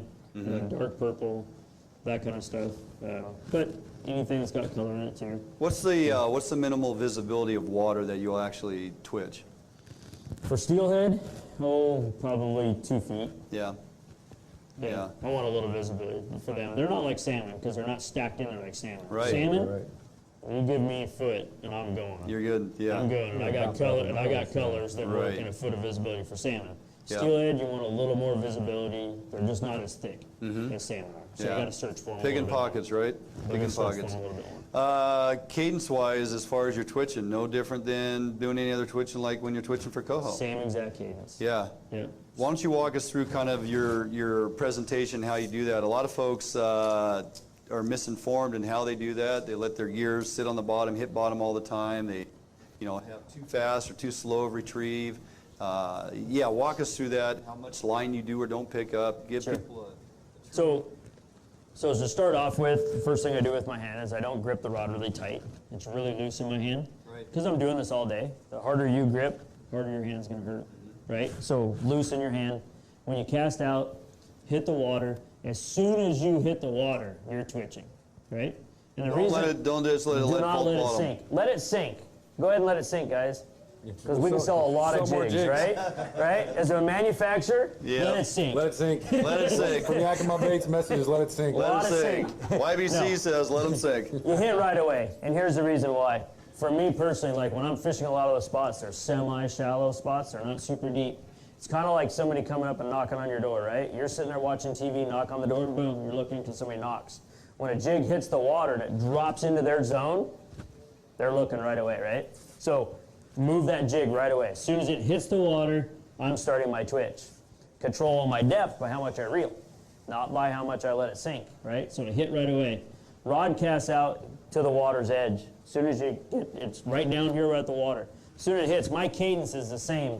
It's simply a pop and a drop, right? So I'm popping it and dropping it back down. My rod tip never goes above my eye. I keep it right down here the whole entire time. Okay, so it's here and then there's a slight pause at the bottom, okay? Super important at this cadence, right? This is my cadence. Doesn't matter if it's fast water, slow water, or any water in between. Okay, so then I control everything by how much I reel. Faster water, probably don't have to reel as much. Slower water, got to reel a little bit more. But here's something that's super important, and the one thing that I love teaching for everybody, and this really is, it really gives you an idea for you folks, if you can see this line, and the one thing that I will tell you all day long in my boat is to make sure you have line hang, okay? Line hang is this. When I twitch my rod up, and I'm dropping my rod, see how that line hangs in the air? When I drop my rod, my line hangs above here, right? When my line is hanging like that, it is giving my line complete slack. When I have complete slack, my jig is dropping, okay? This technique is all about the drop, not the rise. It's all about the drop. So you want that line hang, you want that slack. I want that slack. I want it. When I twitch up, I want that line to hang up there. That gives me complete slack where that jig is falling. Right. All right? So you just really want to make sure you have that. If you don't have that, you're doing one of two things. You're either stopping up here and then lowering your rod slow, trying to keep your line tight. A lot of people want to do that because they figure if my line's slack, how am I going to feel my bite, right? And so, but if your line's tight, then you're not dropping your jig. So it's kind of a catch-22, right? The other thing that would happen was you would reel too much. So if you're not dropping here, next thing you do, you'd reel too much, and that line is tight, right? So the example I give is, on average, you are going to want to reel a quarter of a turn. Quarter of a turn is this.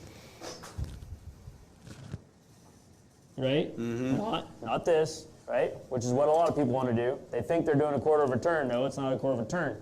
So if I just push it over here 10 feet and I do quarter of a turns, look how long it takes my jig to come to me. Yeah. Right? Okay? If I'm doing full turns or more,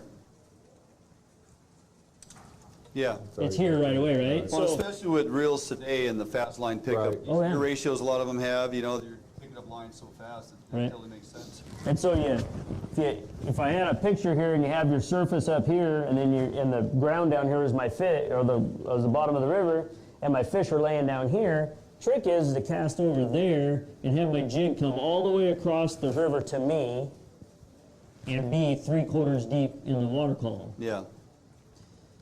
Not if I lift on my rod and don't let it drop and I don't have line hang, or if I reel too much, then my jig is at 3/4 deep over there. By the time it gets to me, it's on the surface. So I'm only covering a very small portion of the water right when I first cast, right?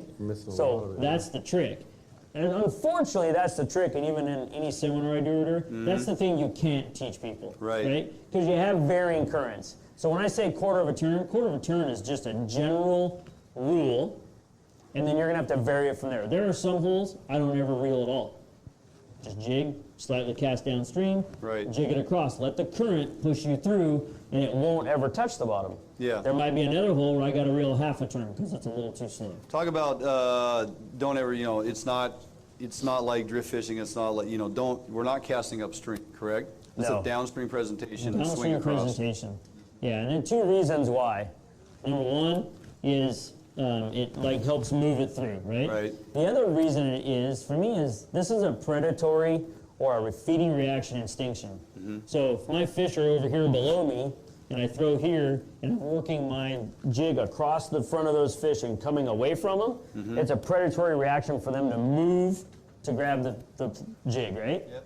When I throw it above them, two things happens.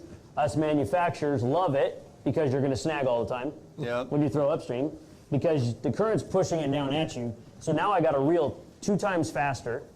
I can't keep up with my jig, and I'm trying to come to do it. The other thing is, in my eyes, if you're a fish and you're in the ocean, in what world will a squid or shrimp swim right at a salmon or a steelhead? Yeah. Yeah, good Right? point. Yep. They don't do that. So a salmon or steelhead's gonna go, oh, look at this thing coming. That's weird. I'm just letting that go by. By casting You know what I mean? upstream, you're giving them a false Right. presentation. When you go downstream, Right. you're presenting it in a reaction to Yeah, get it's it coming away away from from them, them, yeah. then that predatory reaction comes coming in. Yep. Makes sense. No, Complete makes sense. yeah. Absolutely. That's good. So, Yeah, well, again, time and a place. You've proven it's effective. I mean, you kind of stumbled across it just by that transition period of that coho to steelhead, right? You ever Right. twitch for steelhead? No, but I'm gonna. Oh, you're going to start? I'm gonna go with this guy. Yeah, I would. Yeah, I'm speaking gonna of go with which, this guy. did you fill March 2nd and 4th? Nope, not yet. Oh, Still well, open. better get on that. Do you always fish the half ounce for the steelhead when you're doing that? Pretty much. Every once in a while, 3/8 when water gets a little lower. Yeah. You know, depends on a little bit depends on the angler too. As an angler gets more proficient with this, he can lighten up on his weights a little bit Yeah. and do that. What a lot of people do is they end up reeling too much. So a half ounce really helps keep it down more in the zone. Right. What about sand? Do you ever like take just a little on the jig head or anything, try to keep it away from the Little bit. fur? Just a Little little bit. sometimes? Yeah. Even for steelhead? Yep. Yeah. A little bit. Yep. Where I can, Right. I also like to. Yeah. I have a little trick where I cure squid, actual real squid, in a boraxal fire Pautzke scent. Yeah. I cut little strips and then I stick it on the hook and let it hang like a tail. See, I did that with jigs in the click tap for years. Little chunks of, just little pieces of the tentacle. I'd throw them right in my shrimp here. Yeah. And then I just take those out and tip it on there, and so it did the same Yeah. thing. With It'll last all day. 'cause Yeah, it's you can fish so tough. forever. It's like Uncle Right. Josh's pork rind. Right. Yeah, and make sure you take it off at the end of the day. Right. Right. Oh, yeah. Because when it dries on there, Yeah. it ain't coming off. It's like You have to cut leather. it off. And the Right. squid rots. It is Yep. stinking. All right, well, you got a couple dates still open in March. That's like Couple. trophy time, Yep. right? And fishing was Big pretty fish good out time. on the coast right before this big bust of rain. So, Yeah, got 11 on Monday. did you really? Yeah. That's I an got okay none. day. got Just none? 11. I got none on Monday. I was in an office. Yeah, Yeah. 11 on Monday. Now the rain's here, so it's a good week for you to be here. Yep. You got seminars coming up still every Friday, Saturday, I Sunday? do. 1:30 tomorrow. And I don't remember the dates for Saturday All and right. Sunday. Are they all twitching? They're all twitching. Right here in the That's Blue all Theater. I'm talking twitching. Yep, right here in the Blue Theater. I'm just talking about this, so I'll go a little more in depth Right. about colors, a little more in depth about bites, Right. and how to fish them a little more effectively. Try to cut the chase. You see a lot of people doing this, and there's just still a lot of people that. And you'll notice even the little few things that I talk about, just little things like that, Yeah. I learned are a the lot. difference between catching a ton of fish and Yeah. not catching any. Right. Well, I learned a lot And so right you there. see a lot of people that I watch people doing it, like, man, if I could just tell that person to just do this or this, they'd be hammering them. Yeah, yeah. And Bob gives a great seminar. I mean, everyone I've Oh, watched yeah. him, I mean, that's super on point. I mean, like in 15 minutes, I learned more about twitching jigs than Yep. I have for anything I've done. So Yeah, doesn't it's hold anything definitely back. one you want to get there and look at. No, he wants you to go out and Yeah. catch fish. Yeah. Right? So, appreciate you taking the time, buddy. Not a problem. And I'm going to have to look at my calendar. That March time frame seems kind of like a go-to. I remember last time we fished together. 20 miles of river. Yeah. That was a three-generation day. Generation. Oh, nice. Took Dad and Jordan. Yeah, took Dad and awesome. Jordan out with Bobby, and he treated us well. 20 miles of river. I'm going to And- get Ryan Reed and hit you up. Do it. Let's go. Yeah, we can do Yeah, that. yeah. You will not be disappointed. I bet not. Man does a phenomenal job. Thank you so much. Thanks for coming by tonight and sharing that with us. You've been Yeah, doing it's this awesome. One day for you. all day Appreciate that. long, and you take time out for us. I really appreciate it. No problem. All right, Bobby Kratzer, folks. Glad he's in the house. We got some more prizes to give away. We got a lot of stuff we got to start giving away because it's winding down, and Jim's looking a little tired back there. So, yeah, want to take care of you, little buddy. We'll jump out for a quick break. We come back. We'll have prizes we're giving away, and we're going to introduce Johnnie Candle. Johnnie Mr. Candle. Walleye Extraordinaire. Yeah. Yeah, I can't wait to sit down and talk with him, what he's got going on, Walleye University, and he guides out there and got a whole lot of things Not he's many doing. people know Walleye as well as Johnny. That's the truth. It's probably no one out here. Yeah, I would venture to say I would say that. You're spot on with that. Yeah, he's probably the best walleye fisherman in Washington right now, without all right, question. so don't go anywhere. I'm going to pick Johnny Candle's brain when we come back right here from the Washington Sportsman Show right here on FHN. Marine is the one-stop shop for the Pacific Northwest angler. Whether you are looking for a small skiff to fish the Sound or rivers or a huge offshore tuna machine, Defiance Marine has it. At Defiance Marine, be sure to power your boat with a Honda outboard package. Take advantage of the reliability and 5-year top-to-prop warranty on your Honda outboards. Our service department is always here to help and serve you as the customer. Did you know Defiance Marine has boat financing experts to help get you the best term rates on your new boat purchase? If you need financing for that new boat, call us today. We guarantee the best price, best service on a repower for your current boat. Defiance Marine is a Honda Premier dealership and one of the largest on the West Coast. Defiance Marine also carries all the gear that you will need. Everything from auxiliary kicker motors to fishing tackle and bait. Defiance Marine has certified technicians that are top-notch at their job. Some of the best in the Pacific Northwest at evaluating your boat issues and problems. Stop in today or give us a call for all your needs at Defiance Marine.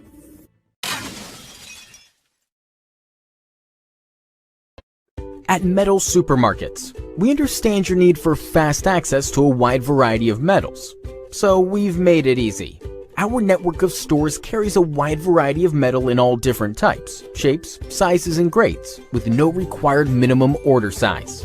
Who could ask for more? Simply tell us your dimensions online, on the phone, or in store, and we'll cut or process the metal to your desired size, often while you wait. We offer same-day service and can deliver the metal right to your door or job site. We even source hard-to-find metals, so no matter what you're looking for, Metal Supermarkets can provide it for you. And we're conveniently located with brick-and-mortar stores in Seattle and Portland, so you can check out our extensive stock for yourself. Superior customer service is guaranteed. Quality service from real people who know metal. We are the small quantity metal experts. To place an order, simply call a store to talk to one of our knowledgeable customer service representatives. Fill out a quote request online, order off of our e-commerce website, or visit one of our many locations and pick out the metal you want. Whether you're a small or large business, government, homeowner, or hobbyist, we make it easy for you to buy the exact metal and just the amount you need. We've been doing this for over 30 years, so we know how to get it done. Metal Supermarkets, the convenience stores for metal. Visit or call a Metal Supermarket store near you today. What if there was a smarter way to search for your new home? Introducing the Better Homes and Gardens real estate website and mobile app. This revolutionary new search tool puts your needs first. Narrow your search to what matters most to your family, like school data, school districts, and even walk scores. Get easy access to your local affiliated agent, as well as unique and local insights about neighborhoods and properties directly within the app. With synced and saved preferences, you'll always pick up wherever you left off. Get your smarter search started today with Better Homes and Gardens Real Estate.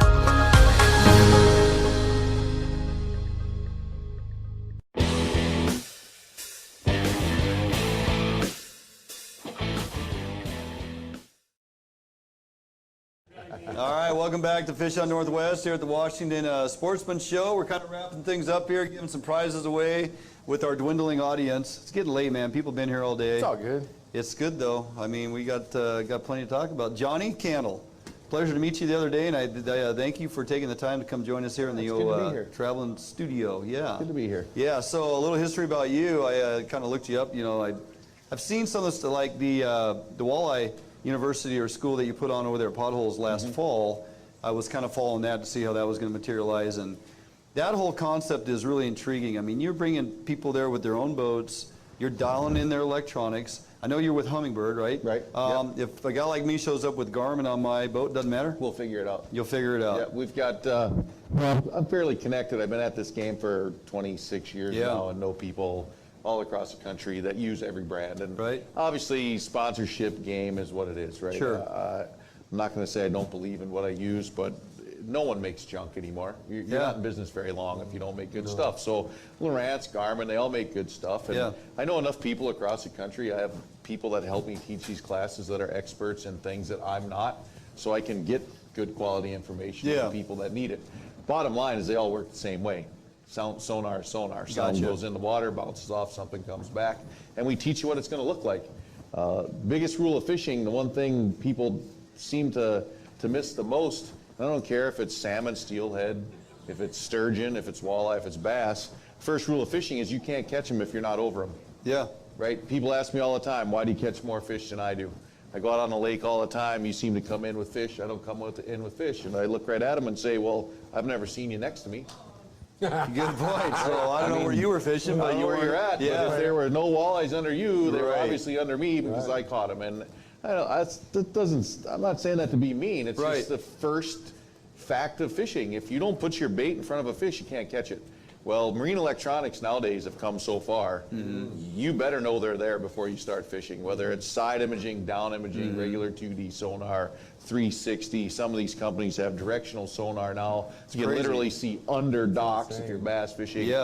There's no need to fish if you don't know they're there, but if you're afraid of your electronics, you don't understand how they work, you don't trust them, that's the first step. So we get them to these classes, we teach them how to find them. Then when you find them, you stay over them or next to them so you can cast to them. And if you put a lure in front of a fish enough, it's going to eat it. Just like those scones, right? Yep. You put those scones on a table and leave them set here, they're going to be gone before we leave, right? Somebody's going to eat them. Even if you don't like scones, if you sit there and look at them long enough, you're going to eat them. Well, that's the second rule of fishing. Don't leave the fish. If you know there's 30 walleyes on a rock pile, put a bait in front of them until you figure out the right bait to put in front of them and get them to eat. If there's 20 steelhead in a hole, don't quit twitching until you catch them. They're there. Don't go look for new ones.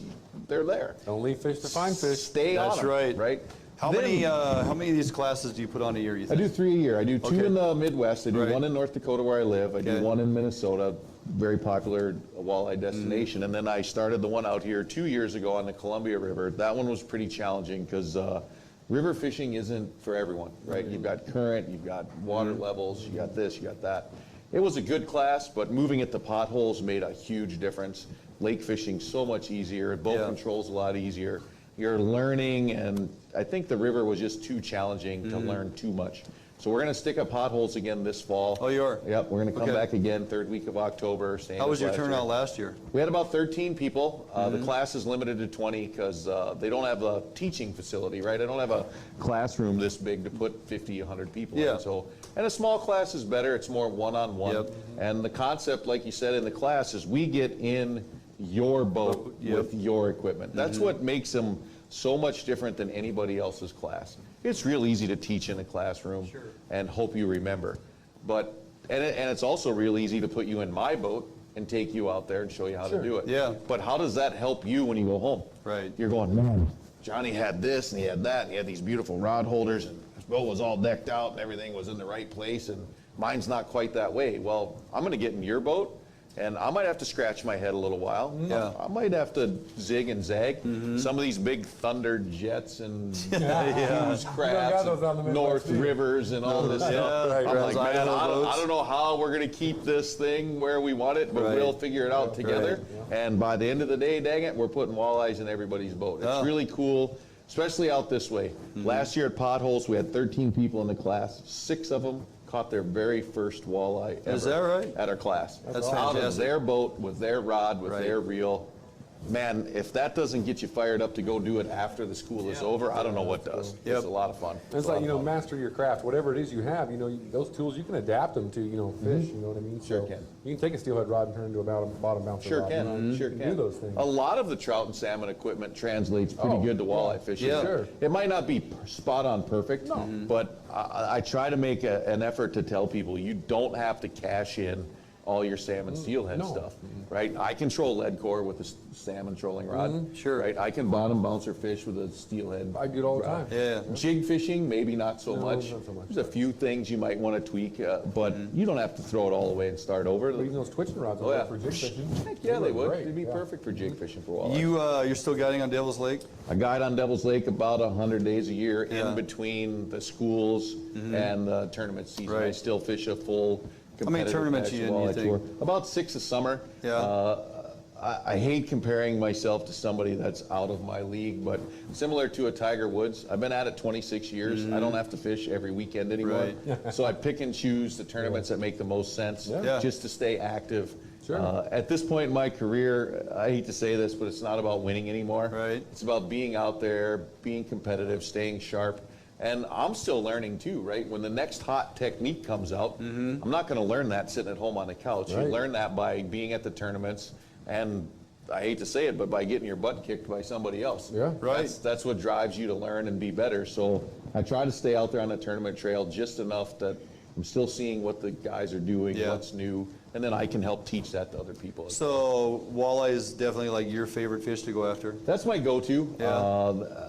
Part of that is where I was born, raised, and where I live. Grew up on the Great Lakes. My father was a Lake Erie charter boat captain. Oh, wow. So I learned to catch walleyes on Lake Erie. Moved to North Dakota, chased a gal out there. Just if any of those youngsters are watching, that's not the smartest thing you can do in your life, is chase a gal across the country. But I did it anyways.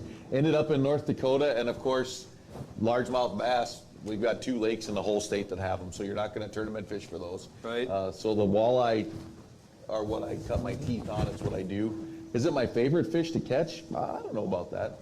Well, they don't fight. Like a towel. Like catching a bath towel on a fishing rod. Really yummy They towel. taste really, I was going to say, how's a guy like you, 26 towel. years, professional fisherman all over the nation, and you know, you fish for walleye and they don't fight. Yeah, but and you have this love-hate relationship with them, right? I love the chess match that come with walleye. They are a very, very diverse fish. Right?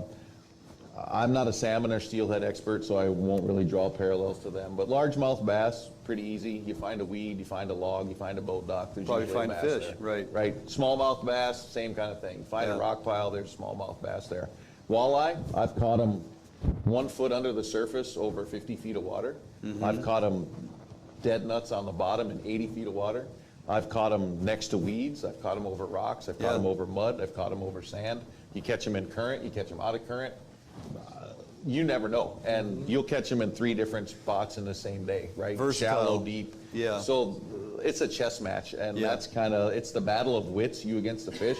Not so much reeling them in. They don't tug all that hard. Right. The big one will. Yeah. Oh, yeah. So, but yeah, they're fun, and they live everywhere. You know, from coast to coast. I've caught them in New York State, and I've caught them in Washington State. As far as my geography tells me, that's coast to coast, about as far as you can get, right? Well, I fished in Lake Erie that one time, and I was just amazed at the amount of walleyes and the quality there, and they eat so good. And I don't know what it was. It's like 80 million walleyes or something. Oh, yeah. In Lake Erie? Yeah, Something 80 ridiculous. million. 80 it holds like 80 million. 80 million in Lake Erie. In Lake Erie alone. Yeah, and they 80 million. They have 80 this million. tournament out Port Clinton, Fall Brawl. Right? Yeah, the Fall Brawl. And they get how many boats? They say get in there? Like Thousands. 6,000 boats.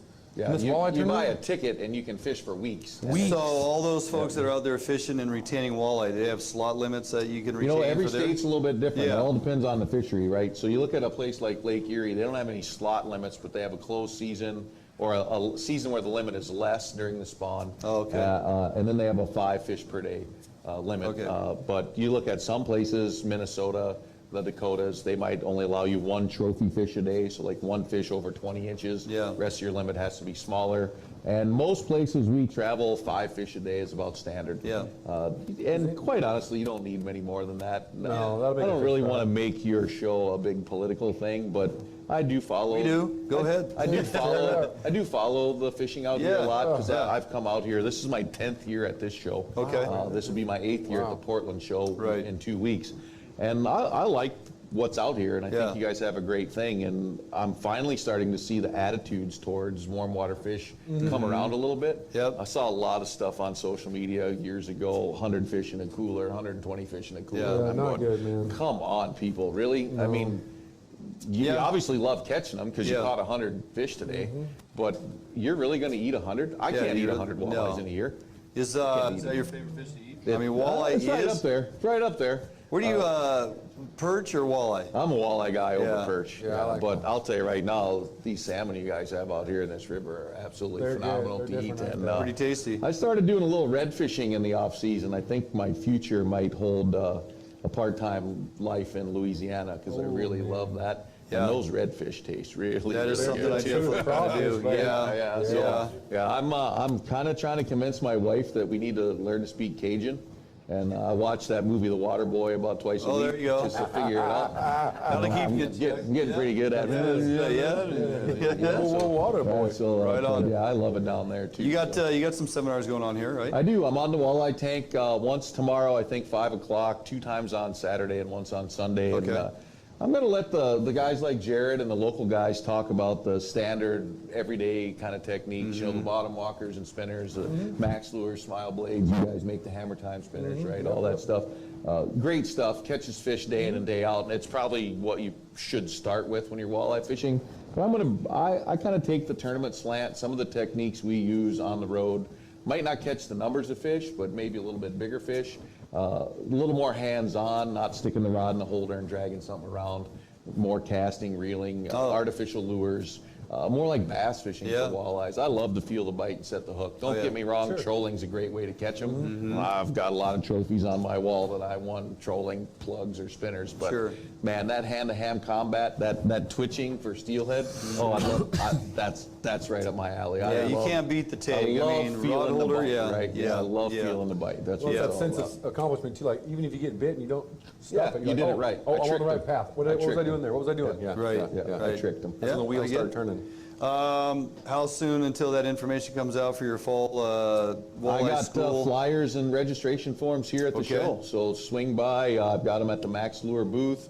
We've got them at the, I don't want to say the county wrong. Is it Grant County where Mardon Resort is? I believe so, yeah. They have a tourism booth here, so they've got some there. And then the Pure Fishing booth, we've got some there too. Or just come to one of my seminars and I'll get you the information. We get you signed up right now. We're limiting it to 20 people. So it's going to fill. It's going to fill relatively quickly. Right. Keep the class size small so I can have more one-on-one interaction. How many guys you bring with you to do that? I had 4 there last year with me, so 5 people. So you're talking a 1-to-4 ratio, students to teacher. You get a lot of personal one-on-one. And good info too. Like I said, you know, we're so uneducated out here on walleye, so to speak. On the overall, like I always tell everybody, because I'm in the Midwest all the time, we're salmon fishermen that target walleye. You guys are walleye fishermen that occasionally target salmon. Right. So, you know, I mean, he's the expert in the field. That's what I meant by the best walleye fisherman in Washington right now, right? Right now. He probably does. He knows more than any walleye fisherman in Washington. I believe you know, as far as techniques and everything else. So that'd be a great seminar to catch. I think it's right after mine. So I'm going to stay and actually see what all I missed. Oh, there you go. See what you can teach people next time. No, come on, man. Come on, you got to spill it. All right, well, hey, really appreciate you stopping by here at the old portable FHN studio as we're on the road here, and we will also be down in Portland. Try to pull this off, and hopefully we don't have any electronic glitches. Well, maybe we'll do it again down there. Maybe we will, for the folks that missed out with our lack of connectivity at times. So, pleasure to meet you. Appreciate all the stuff you're doing and how you're helping to educate folks. And you know, one thing's for certain, with the direction our anadromous fisheries are going in this state, we are leaning towards, you know, triploid fisheries, kokanee, walleyes becoming a conversation happening more often than not. Yeah, big time. Yep. And it's open all year round. Right. Correct. There's no closure. Right. Right. And they, you know, we have lucrative limits now too, because they've just kind of made it wide open in certain areas. Yeah, right? we need a limit. Yes, we do. Like we need a limit. Yes. Limit. We're going to turn those fisheries exactly the direction the other fisheries are heading. You don't want to do that. No, we don't have to want learn from the mistakes we've already made. We made. can manage it, but we don't got to destroy it. Exactly. Yeah. So, all right, that is going to do it for us here from the Washington Sportsman Show. We will be back live in our regular studio next week. Hopefully Barnum's able to join me. Hope you feel better, Barnum. Yeah, hang in there, buddy. And then we will be off. The following week, we'll be down there in Portland for the entire week. Very good. We still have 3 more days here at the Washington Show. Our booth is here. We got all our swag we're selling. Come see Shing. She'll hook you up with whatever it is you need to be sporting out there. Shirts, hats, hoodies, the whole gamut, quarter zips. I'll be in the YBC booth till Saturday. Right. And you got your seminars, Johnny. You got your seminars, and I'm hanging out at the show all weekend too. So perfect. Come down and You're bouncing around between Hummingbird and Max and Berkeley and everything. Okay, real good. So we want to thank you for hanging in there tonight. Apologize for our technical glitches, If you missed out, sorry. We got some more prizes to give away to these folks that are hanging with us. So that's kind of the way it goes. You show up, you win. Hey, winner of chicken dinner. Perfect. There you go. Have a great night, everybody. We'll see you next week back in studio right here on FHN.